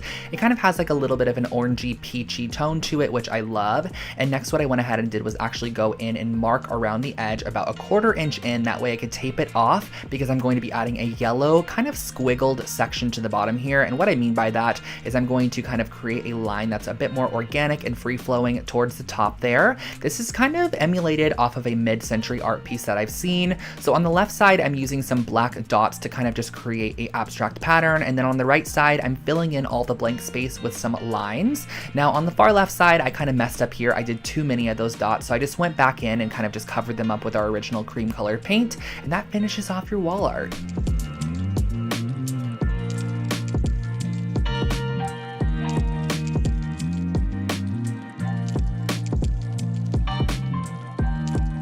This candlestick DIY is actually one of my most recreated projects on my YouTube channel, and all you have to do for this is actually fill up a pitcher or something pretty tall that you could submerge your full candlestick in with some lukewarm water, and you're going to let your candles sit for about 15 minutes or so. Once they come out of that water, they're actually extremely malleable. They almost are like a wet noodle in a sense that you have a little bit of time to shape them however you would like to. So it's really fun to be able to create these very organic and abstract shapes with your taper candles, and it just makes them a little bit more interesting. You can even go in with a rolling pin like I did with this one, flatten down the wax a little bit. It's not sticky at all, and then go in and twist it to create a funky twisted candle. So there are a ton of different alterations that you could do for this particular project. I also went ahead and kind of created this looped candle. And lastly, I used 2 purple candles to kind of create this standing, it's called a duo candle, where basically the bottom base is kind of twisted and then it has this really cool kind of double-sided candle, I guess you could say. So I went ahead and I tried to melt them together, but it honestly didn't work. I ended up just kind of gluing them together with some hot glue and finishing it off with a little bit of wax. And that is how I finished off all of these really cute abstract taper candles.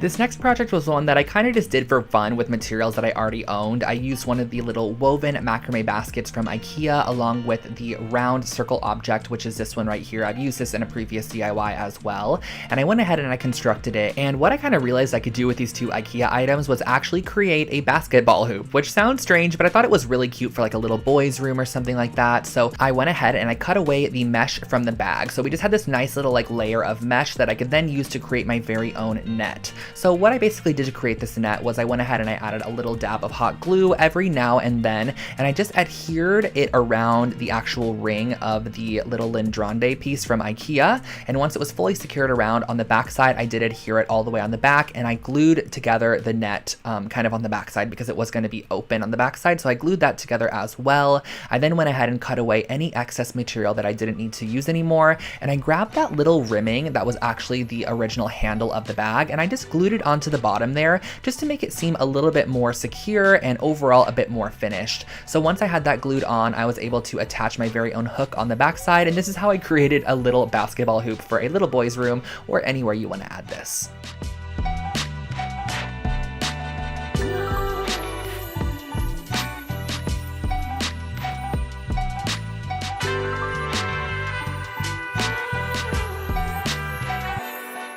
Now this next project was a super cute idea, and I'm going to share with you guys how I would probably do it a little bit differently. So I started off with this plate holder from IKEA, and I cut one side off of the plate holder so that I had the little middle stick sections attached to one side still. So as you can see, this is the piece that I'm going to be using.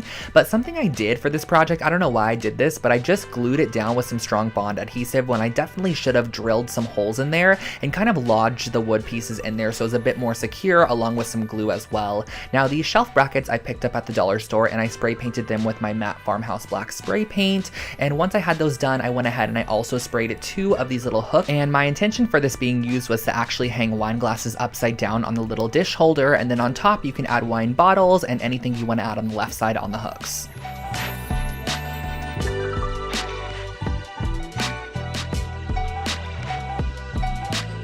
This is another project that I actually created a couple of years back, but it is still so cute. I wanted to share it with you guys once again. So I found this cotton-filled cording. It was a very weird kind of like cotton-filled fiber mesh strand. I don't exactly know what it was, but it made for a perfect base for any coaster. So I kind of spiraled it up into these coaster shapes, and then I wanted to add a little bit of detail with a needle and thread. So I grabbed these tiny little copper seed beads and I strung them on my needle and thread, kind of just transferring them down and actually gluing them in the divot of our spiral. So I just glued these all the way around in our spiral. This was inspired by an Anthropology coaster set that I had seen that cost over $100. I wanted to recreate my own, and that's exactly what I did. For our next project, I started off with this 14-inch round wood mirror, and I'm going to use my chipboard here, and I'm going to be cutting it down to be 12 inches wide, and I actually ended up having to add 2 more inches since it is 14 inches and about 6 inches tall. So I glued and adhered together 2 pieces of chipboard and just added a little bit of additional glue on the back side to make sure it was nice and secured. But essentially this is actually going to be fully wrapped in this yarn material, so there is no reason for it to be like extra strong or anything, as it will be glued down to the mirror once it is done.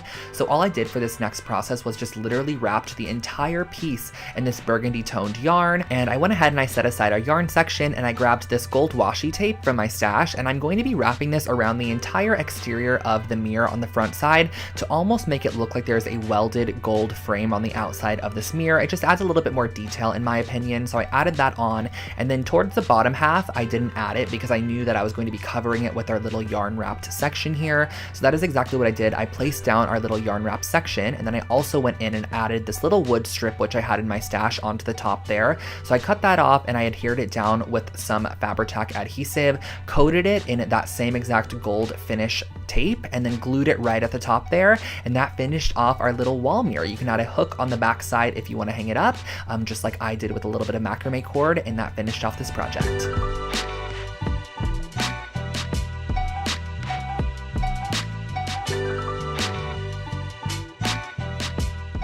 This next project blew up on TikTok, and I knew I wanted to recreate it here on my channel, so I actually grabbed 2 different gallons of soda. This was actually just ginger ale gallons, and I went ahead and I cut the tops off with an X-Acto knife, and I grabbed this fairy light pack. Now, this fairy light pack was from Amazon, and if you plan on running this all the time, I do suggest getting one that plugs directly into the wall as opposed to a battery-operated one, which you're gonna kind of have to hide the cord down the wall if necessary. So what I ended up doing was just using the battery-powered one. I'm just gonna use this on more special occasions. So I went ahead and I glued the battery pack on the inside and glued the 2 pieces together, and then I added a string which is going to be used for hanging it up. I suggest gluing down the string first rather than adding the polyfill, because the string honestly is kind of hard to find once you add all of that polyfill, so make sure to add your string first and then go ahead and just apply clumps of this polyfill material, which is essentially what you use to like stuff a doll or stuff a stuffed animal with, or a pillow. I just glued this on around the outside. And a little tip for you guys that I learned from somebody who actually creates these is to use hairspray to make sure that your polyfill stays together. So you can spray hairspray on it as if it's actual hair, and it will kind of make it stay together a bit more.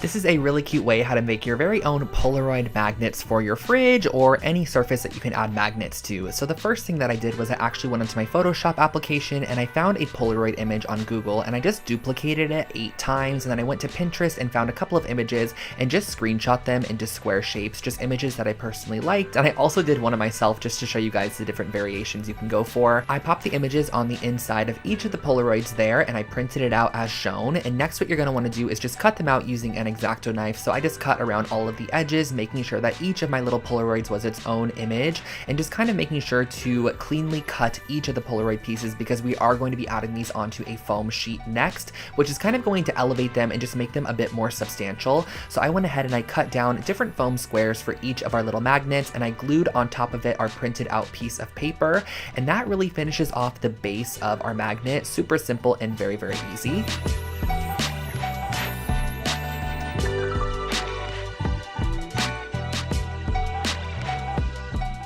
The last step in creating these magnets is just to apply a little magnet on the back side. I just use these little circle ones from the craft store, and you can hang these up on your fridge or wherever you'd like.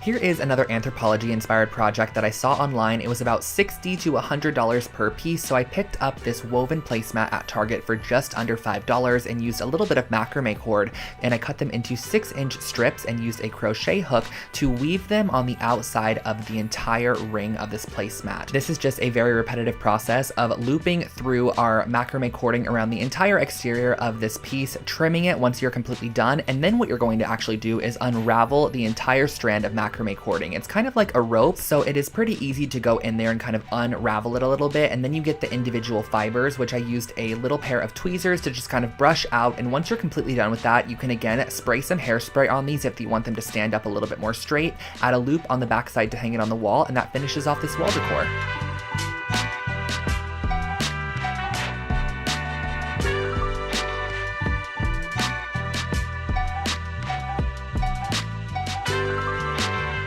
This is a super easy hack to make your very own sea glass vessels. So I got a couple of glass vases from the dollar store, and I'm going to be mixing some Elmer's glue with just some basic food coloring to create basically a colored Elmer's glue.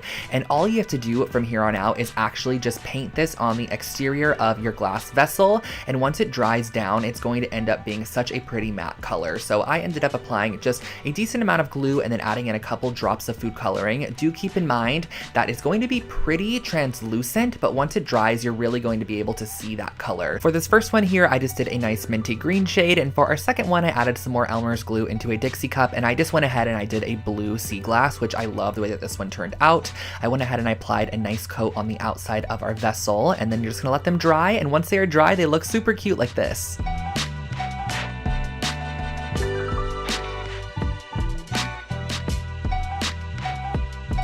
Back with another IKEA hacks, I'm going to be using this basket, which is the Sniddad basket from IKEA, and I'm going to also be using the Hema light cord. So the additional supplies are just a wire cutter and some hemp cord. So the first thing I wanted to do on this basket was actually remove the handles because I want to turn it into a pendant light as opposed to a basket. So I just cut off these little raffia strands on the side there, pulled out the handle, which was just kind of nail gunned in. And once you have both of those handles removed, we're going to be flipping it over so that way we can create an opening on the bottom for our light cord. So I just went ahead and I actually cut diagonal across from each other out some of those little sections. So I went ahead and I cut this one out, I cut a little bit higher than that, and then directly across from that, I did the same exact method of cutting them out. So I had two open holes here that I was then able to string my light cord through and kind of tie it onto that middle intersection and allow my light to hang in the middle and also me hang it from the ceiling there. So I just dropped through my light cord, wrapped it around, tied it on the inside there, as you can see, in just a simple little knot, and then I strung it back out the top. That way I was able to hang it up. Just insert your light bulb and that finishes off this pendant light.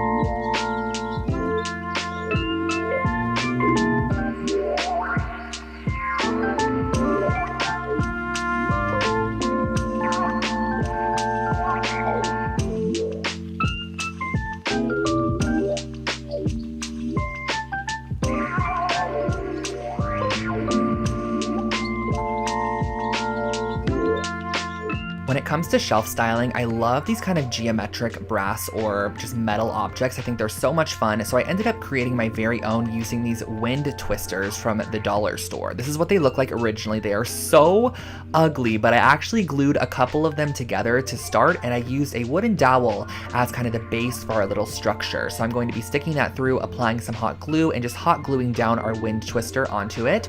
But do not worry, we are not going to be leaving this rainbow. We're actually going to transfer it outside and spray the entire thing with a brass or whatever color spray paint you want to put on there. I ended up opting for brass just because I feel like it gave it a very kind of unique and cohesive look. And then of course we needed to create a base for our sculpture. So I got this little wood cube at Michael's, and I'm going to be covering it with some marble contact paper just to make it look a little bit more luxury and high end. And I just kind of did this how you would a present. I just cut off different edges and made sure it was nice and flush. Created another one, just a matte black box, to give you guys options so you can kind of see what it would look like. And once I had both of my box pedestal bases, I just drilled a hole down the center of them, which I could then go in and apply the stick with a little bit of hot glue so that our sculptures can stand up. So I piped in a decent amount of hot glue, pressed my stick on the inside, just made sure it was standing upright, and do not worry about this at all. It is super lightweight, so it's not going to topple over, and that finishes off our brass sculptural objects.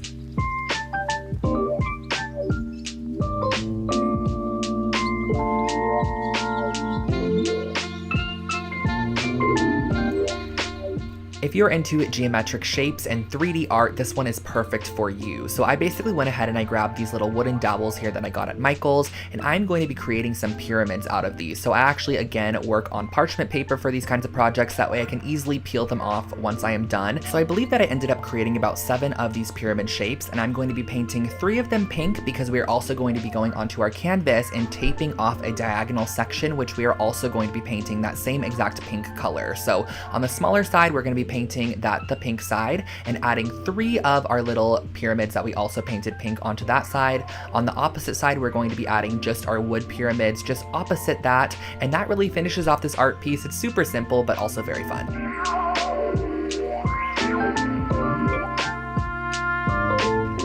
When the moon mirror became popular on TikTok, one of the most requested projects I created was this moon mirror. So I figured I'd go out and grab a circular shaped mirror, some joint compound, and get to work. So basically for this project, what you're going to want to do is kind of map out where you want your moon shape to be on the right side of your mirror there, and spread a decently thick amount of joint compound on that section. I probably did a 1/4 inch, but you can vary it and make it thicker in some sections. I believe that that also gives it a little bit more texture. And next, what you could see me doing is actually going in with a sea sponge, and I'm going to go ahead and just create some some nice texture throughout the area. And lastly, you're going to want to go in with a squirt bottle and just spray vigorously in spots to create craters in your moon. I used some paper towels to just absorb any excess water and went back in with my spatula just to smooth out some sections and add some more joint compound to other sections to kind of create an elevated look. You're going to want to let this dry overnight, and as the joint compound dries, it actually cracks a little bit, which I think gives even more texture and dimension to the moon shape. So what I'm going to be doing next is mixing up a little bit of brown acrylic paint with some white to create kind of an off-whitish color, which I'm going to go ahead and paint my entire moon shape with just to give it a full coat of one solid color. And then I'm also going back in with a little bit of diluted brown and just some other whites and spray paints, whatever I want to add in here just to kind of add texture, and that finishes off your moon mirror.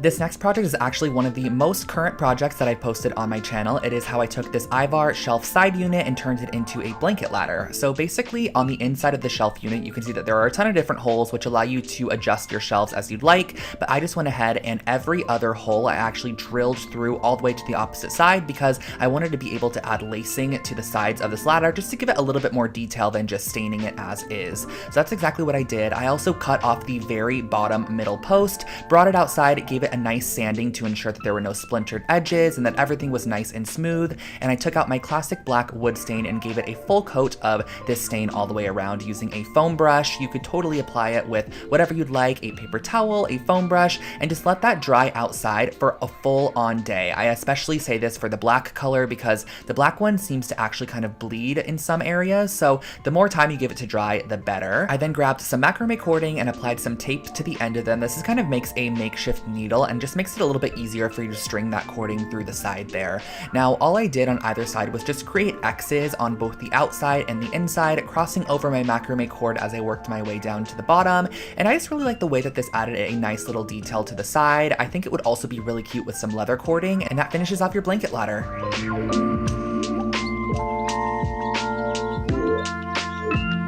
For our next project, we are jumping into something a little bit more intermediate when it comes to macrame. I know some of the earlier projects were a bit more simple, but what I'm going to start off by doing is just cutting some long strands, 6-foot strands, and you're going to need 8 of them. I then went ahead and tied all 8 strands into a knot, and this is going to be our very bottom section, so I suggest that you kind of separate them in sections of 2 and create a plus sign with your macrame cord. Now, what you're going to start off by doing is creating a sequence of square knots once again, which is just right over left and then left over right. That's how you create a simple square knot, and I just made these probably about 2 inches from our base section. So we kind of have this little flower shape. Then grabbing neighboring strands, you're going to do the same exact thing, creating a square knot with 2 neighboring strands about the same distance that you created with your first ones from the center knot, and just make sure that they're as even as possible. This will just make your macrame look a lot better in the end. I placed my bowl on top to get an idea of how much more I would need to macrame upwards, and for this next section, I probably went up about 6 inches and created another square knot here. So as you can see, applying my next round of square knots, and then we're going to be doing a little bit of macrame, which is basically just constant right over left, left over right to create these little sections, and that finishes off your macrame planter.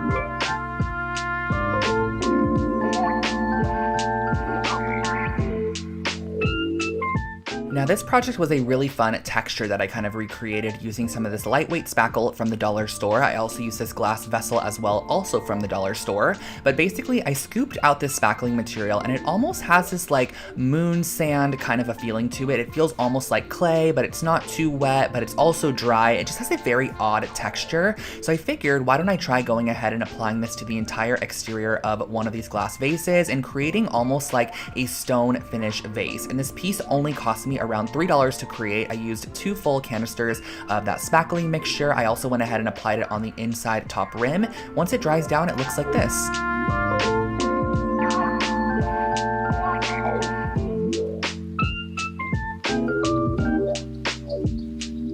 Tiled furniture has been super popular across TikTok and social media lately, but I wanted to downsize it for people that maybe are a little bit intimidated to create their own furniture piece, so we are going to be creating some tile coasters. I got these 2x2 square tiles from a shop in Los Angeles called Floor & Decor, and I cut them out into 2x2 sections to create a small little coaster, and I went ahead and adhered them to a piece of cork board just because I felt like the cork would be a nice material to kind of sit on top of any tabletop, and the tile will not scratch it. So I adhered those down first on all of my coasters, and went ahead and make sure that they were nicely attached, and then cut them out using an X-Acto knife or a pair of scissors. I brought out some acrylic paint just to see how this would work on top of the tiles, and I can tell you guys it worked perfectly. All I did was 2 to 3 even coats of this acrylic paint on top of the tiles and also on the sides there. So this is my second coat that I'm applying on, using my heat tool to dry it down. And then what I actually did was went in with a Mod Podge hard coat and did 2 full coats of this hard coat across the entire top and sides of our coaster. This makes it water and weather resistant. And then I brought out my grout, which I've used in a lot of different projects that I've done tiling in the past. This is just a nice warm gray grout, so I applied it with my finger into the grout lines, just kind of evenly dispersing it, wiping away any of the excess. And then what I did in the end was I actually used a little bit of caulking and I just applied it to the sides to give it a nice clean finish, and that finishes off these coasters.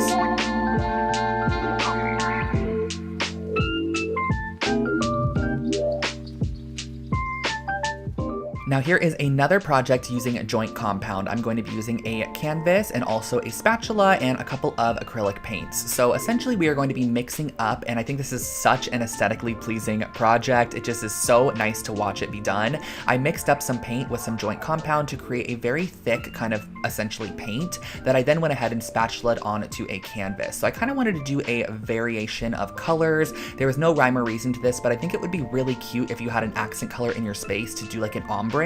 So making it the darkest shade it could be to start, and then kind of working your way towards a lighter shade as you go on. So I just did a kind of variance of different colors, some soft yellows, oranges, pale greens, a little bit of pink, and then just a natural joint compound at the bottom there. You're going to want to let this dry, and once it has dried, you have a cute little decor piece.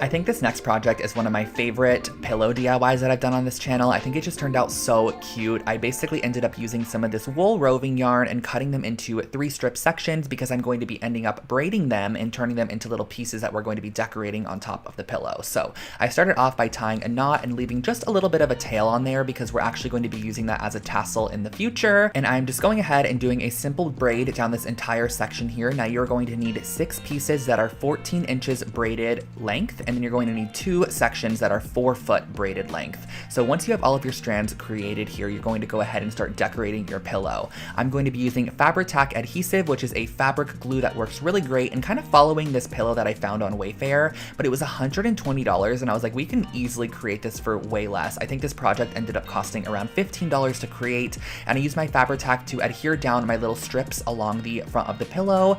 Once I reached the end as well, I went ahead and I just tied them in a knot. That way I kind of had a little bit of a tassel hanging off the side of the pillow. And as you can see here, I'm cutting those tassel edges, and that really finishes off this pillow. It turned out so freaking cute in the end, and I think this is a really fun project.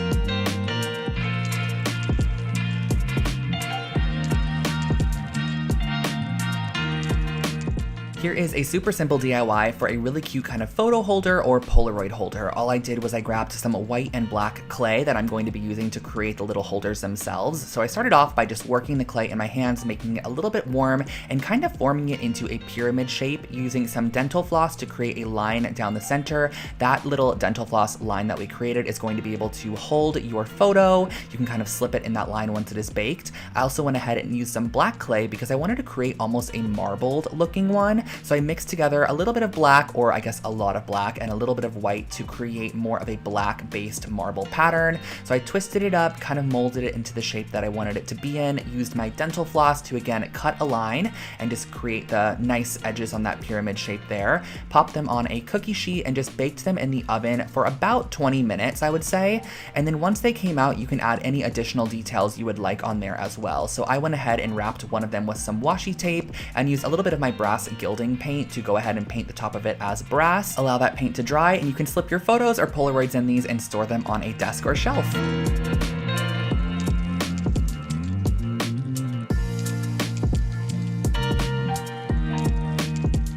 This next project is a shell trinket tray with a little bit of an artistic touch. So I basically went ahead and found these large shells on Amazon, and I'm going to be using the inverse of the shell to create some small trinket trays. On this first one, I'm using some black acrylic paint just to almost create like a Dalmatian spotted abstract pattern.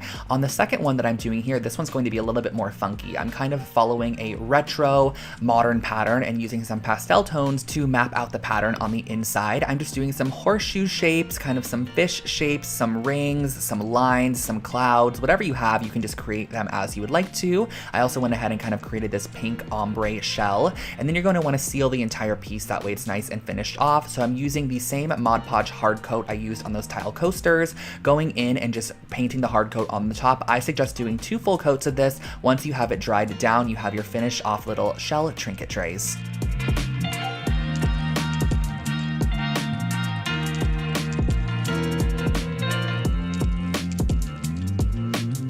Whenever I would go to the dollar store, I would always see these hula hoops, and I finally picked one up and decided I'm going to be creating a DIY with this. So I ripped off the exterior pink and silver lining, and I spray painted the hoop black to start, and then I used these campfire skewers that are also from the dollar store, and I applied a little bit of wood stain to them. So using the early American wood stain, I just wanted to warm them up a little bit as they were kind of more on the yellow side, and then I used my industrial scissors to go ahead and cut these down to the lengths that I wanted them to be. These are basically going to be 2 different strips in the middle section that we are going to be applying some yarn to. So for our underside, we're going to be applying this more tan tone. So I did 2 to 3 strips per section and just kind of lark's head knotted it onto our dowel there. Moving on to the white section on top, I did the same exact thing with the white roving yarn, and I glued down the 2 different sections so that they overlaid each other, and also created this little section at the top that kind of created a triangle. And overall, I feel like it really just unified the piece as one. It kind of before just looked like I had some random yarn strands hanging there, but when I added that top piece, it really made the full section look like it was complete.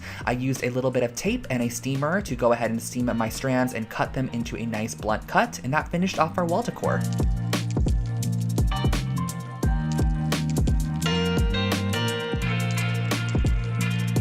I absolutely loved the way this wall decor piece turned out. It was so freaking cute. So I went ahead and started off by taking this little wood balsa wood piece that I got at the craft store, and I cut it into a 2-foot long section. So using my saw, I cut that down, and then I went ahead and I cut a ton of pieces of macrame cording at the same exact length. I believe for this project, I cut them to about 4-foot long sections, but you can totally alter it as you would like to. And using some hot glue, I went ahead and started placing down my strips. Now you're going to want to figure out how many strips you want to have in your first section, because we are then going to be transferring them over to the opposite side and gluing them down. So you're firstly going to want to figure out how long that section of macrame glued down is. It was about 10 inches, so I measured in 10 inches on the opposite side, so I knew where to start gluing down, because you're going to want to basically start with your first strand that you glued down, glue that first strand down to your 10-inch marked section on the opposite side, and continue along. Once you have them all glued down, you can actually bring this over to a dye bath and give it a nice dip dye. So I started off with a light color, kind of dipping it all the way in, adding a bit more dye, dipping it partial way in, adding a little bit more dye, and then dipping it a little bit of the way in. And then once you are fully finished with this piece, you can let it dry, and that finishes off your ombre macrame wall decor.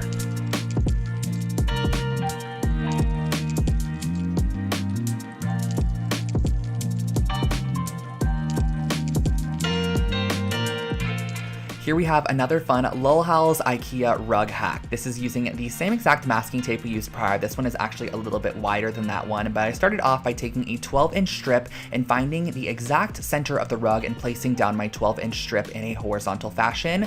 Once you have your 12-inch strip placed down, everything else just kind of comes from there. You're going to want to go ahead and place down your tape as shown here. Now, I just went ahead and made sure that every section that did not have tape was exactly 2 knots wide. That way, when we sprayed our black on there, there was more of the actual natural part of the rug as opposed to the black there. I wanted the black to be a little bit more just like not as present as the natural jute itself. So I went outside, sprayed it with some black spray paint so that way all those sections were covered, brought it back inside once it was dried, and pulled off all that tape to reveal your brand new rug pattern. This one ended up being a really cool kind of abstract geometric rug, and I love the way that it turned out.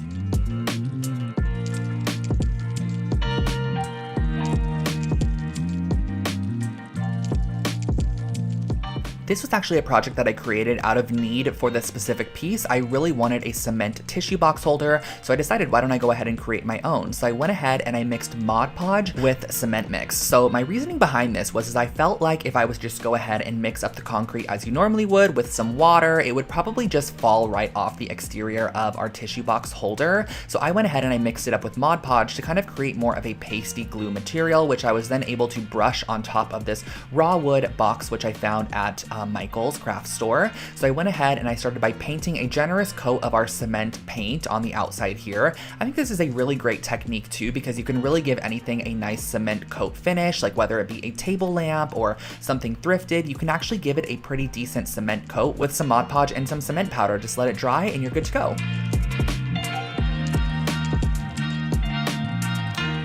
Wow, you guys, we have made it to project 90, and this one is a really, really cute one. I ended up getting this bubble mold off of Amazon. It is basically a bubble candle mold, and I went ahead and I started off by piercing a hole in the bottom middle using an embroidery needle. That way I was able to string a wick through this area because I'm going to be melting down some of this soy wax in a double boiler method where you basically take a pot, fill it halfway up with water, and then put your wax inside of a vessel that is glass or whatever material you have. You're going to place this in the inside of the pot and melt it down as you go. So just kind of melting it down slowly and gradually until you have all of the wax melted. And I also knew that I wanted to add color to this candle. So I started off with the brown kind of oversaturated wax pellets. I found these on Amazon. They are basically just meant for coloring your wax candles. So I went ahead and I dropped a couple drops of the brown in there. And then it was time to go ahead and pour the wax into our mold. So as you can see here, I kind of created my very own mold holder with a paper cup. However, I do not suggest this because the weight of the wax inside of here actually ended up indenting the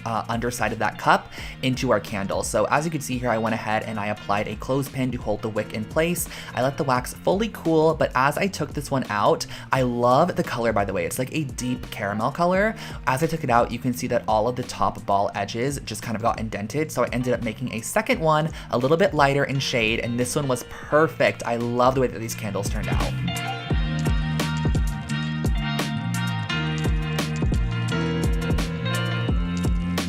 This next project is one that you might not believe is a dollar store based project, but it really is. I got this outdoor wooden picket fence from the dollar store. It was $1.99, and then I went ahead and I used my jigsaw to cut off all of the kind of pieces that were sticking off of the middle section, so you're ending up with a piece that looks like this. I then went ahead and grabbed some sandpaper just to sand down any of those cut edges to ensure they were nice and smooth, and I brought out once again my classic black Varathane wood stain to give this an entire coat of this classic black stain. Now, the thing I liked about this piece in particular is I think it had a finish on it, so it kind of didn't soak in some of the stain, but it allowed you to see some of that wood grain a little bit better, which I loved. So I soaked this piece of raffia cane material in water for about 20 minutes, and then I cut it down to the width of our piece. I'm going to be stapling this to the back side so that you can actually see that woven cane through the little openings on the front side. So using a staple gun, I stapled all the way across the bottom there. I then pulled it taut and stapled across the sides and across all the little middle posts as well. And then on the front side of this piece, I went ahead and I used a drill with a really small drill bit to create a pilot hole for all of our little hooks to go into. I thought this would be such a cute jewelry holder in your bedroom. I feel like it looks super elevated, or even a key holder by your front door. So once you're finished screwing in those hooks, you can just go ahead and hang this wherever you'd like to use it, and that finishes off this project.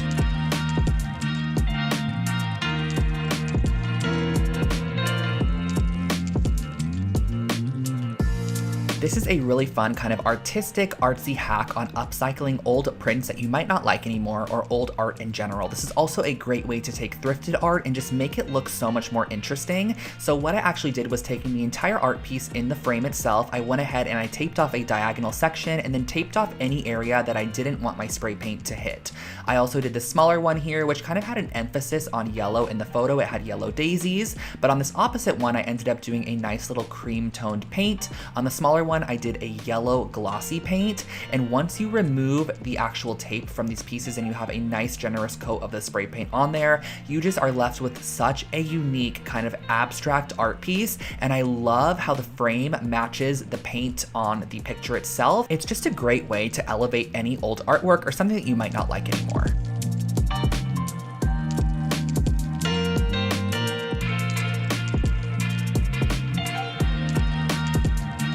For our next project, I wanted to share with you guys how to make some really cute cement or concrete planters. So I started off with some of this cement mix. Now this is not the cement mix I currently use. This one has so many large rocks in it. I actually suggest getting the pre-sifted cement mix that comes in the tub from Lowe's or Home Depot. And what I ended up doing was just mixing this with water and turning it into the consistency that I want it to be, and then pouring it into a foam cup, which is going to be the mold for our planter. Now pressing inside of that foam cup, I am applying a little kind of solo shot glass, which you're going to want to weigh down with a couple of rocks or heavy stones. That way it sits in the middle of your cup and allows it to dry, and this is going to be the mold base for your piece. So once it has fully dried, you could remove that inner solo cup. You have your little place that you're now going to put your plant inside of, and you can also cut away the foam cup from the exterior. I can definitely say that foam cups really create a beautiful mold for any project. It's very, very smooth in the end, and I like the finish that it gives. So sanding that top rim just to kind of give it a finished off look.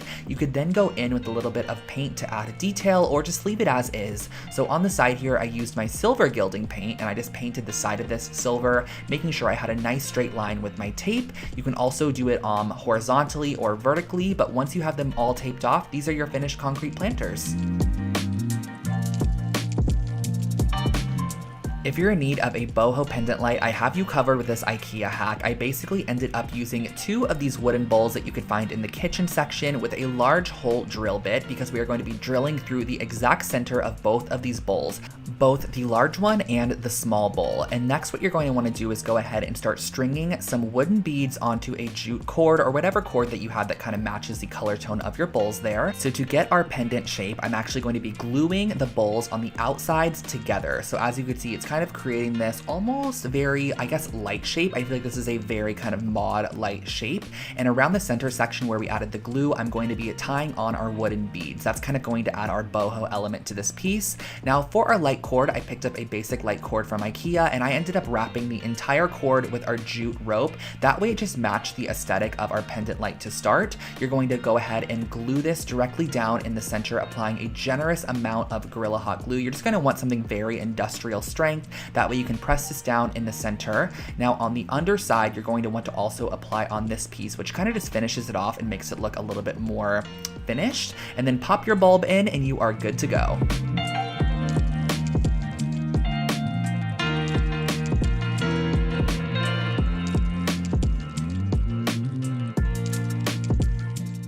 This is my first time ever trying punch needling, and it was so much fun. I loved it. I basically used an embroidery hoop with some monk's cloth, which is the proper material you're going to be needing for punch needling. I cut away any of that excess on the outside of my embroidery hoop, and then I went ahead and started to draw out the design that I wanted to go for. So I kind of wanted something a little bit abstract, a little bit geometric. This was my first time, so I didn't want anything too complex. And using my punch needle tool, which you could find these on Amazon, you're going to string through the yarn of choice that you're going to go with, and start with the outline of your shape first. So I went ahead and did this larger half circle shape with this orange color. I did the outline and then I filled it in on the inside. Now what I can give you tip wise for punch needling is just to make sure that you punch all the way down. That's what's going to create the loop on the opposite side, and make sure that none of your rings come out as you go along. So I went ahead, I did the white middle section. I also added this little tan section, and then I did a yellow border all the way around the exterior, and then I filled in the white with the yellow as well. And then once you are finished off, you can cut away any of that excess monk's cloth on the back side, and that finishes off your wall decor piece.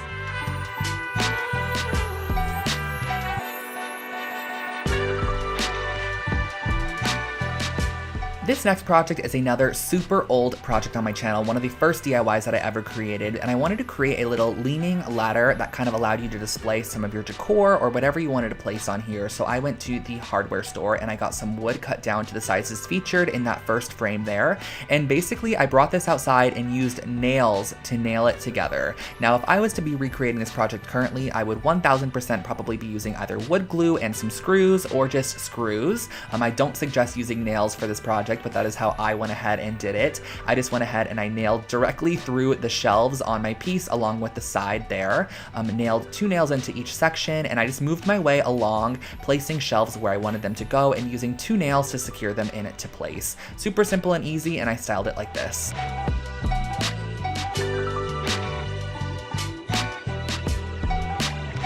Neon signs are super funky and fun in home decor, however they can be pretty expensive if you need one custom made. So I wanted to share with you guys how to kind of create your very own makeshift neon sign, which I think would be a great Christmas gift for someone or birthday present or just piece for your own bedroom.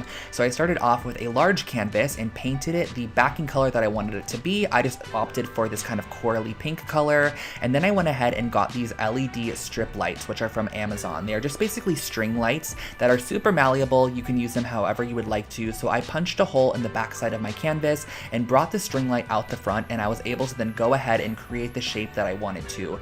Now, I suggest going ahead and tracing out the design you want to go with first. That way you can go ahead and just use super glue to adhere it down. And I do suggest using super glue. It holds down the LED strip in literally a matter of 1 second. And once you finish off a desired section like the word hello, you can actually pull your light strip through the back side and then have it come up through a new section if you do want more LED on the front side. So I created a little border on the bottom, and I used a little bit of my pink paint just to go in and kind of cover up any of those super glue remnants because they are a little bit glossy. I taped my battery pack on the back side, and that finishes off your DIY LED sign.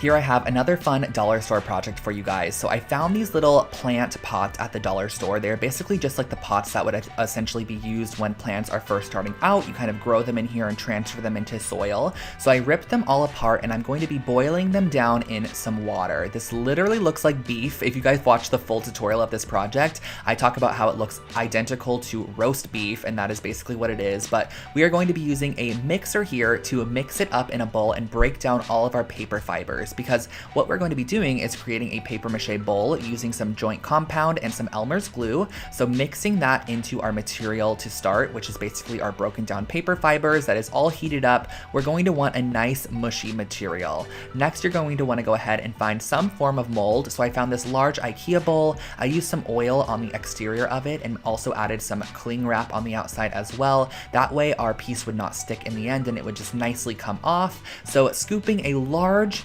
dollop of our roast beef material on top, but it's really paper mache. You're going to press this on the exterior, let it dry in a place for 4 to 5 days. Now, I suggest if you want to create this project, going back and watching the full tutorial, which I'll link it below for you guys. I just went ahead and I painted this with a little bit of cream paint, some black paint. I also added some wood stain to kind of give it a vintage look, and that finished off this bowl.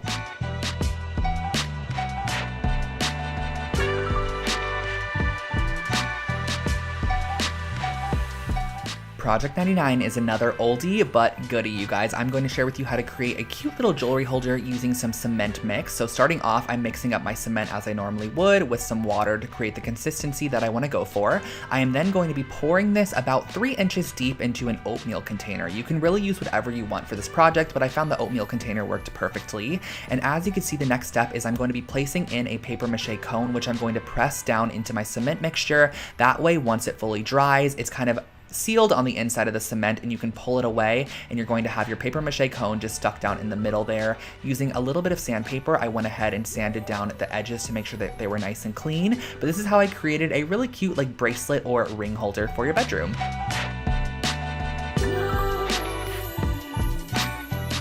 And our last project is a very fun vase project using this pool noodle that I found at the dollar store, along with some of the lightweight spackling from the dollar store as well. I just went ahead and I actually coated the outside of this pool noodle using our lightweight spackling to almost give it a ceramic finish. I really wanted this piece to kind of give off CB2 or Urban Outfitters vase vibes that you would buy for like $150. Now, I went through so many processes of spray painting this piece. I started off with black to start, and I was honestly not a fan. So then I went in with this stone finish spray paint. I sprayed this on there, gave it a generous coat of the stone finish, and once again, I was not the biggest fan. It kind of just had this odd colorway to it, and the black wasn't fully coated. So then I brought it inside and I used some white acrylic paint mixed up with a little bit of tan acrylic paint, mixed that together, and then I fully coated my piece with this paint, and I loved the way that it turned out. It totally finished it off and made it look like a really funky retro vase. You can pop some florals on the inside, and that finishes off your vase project.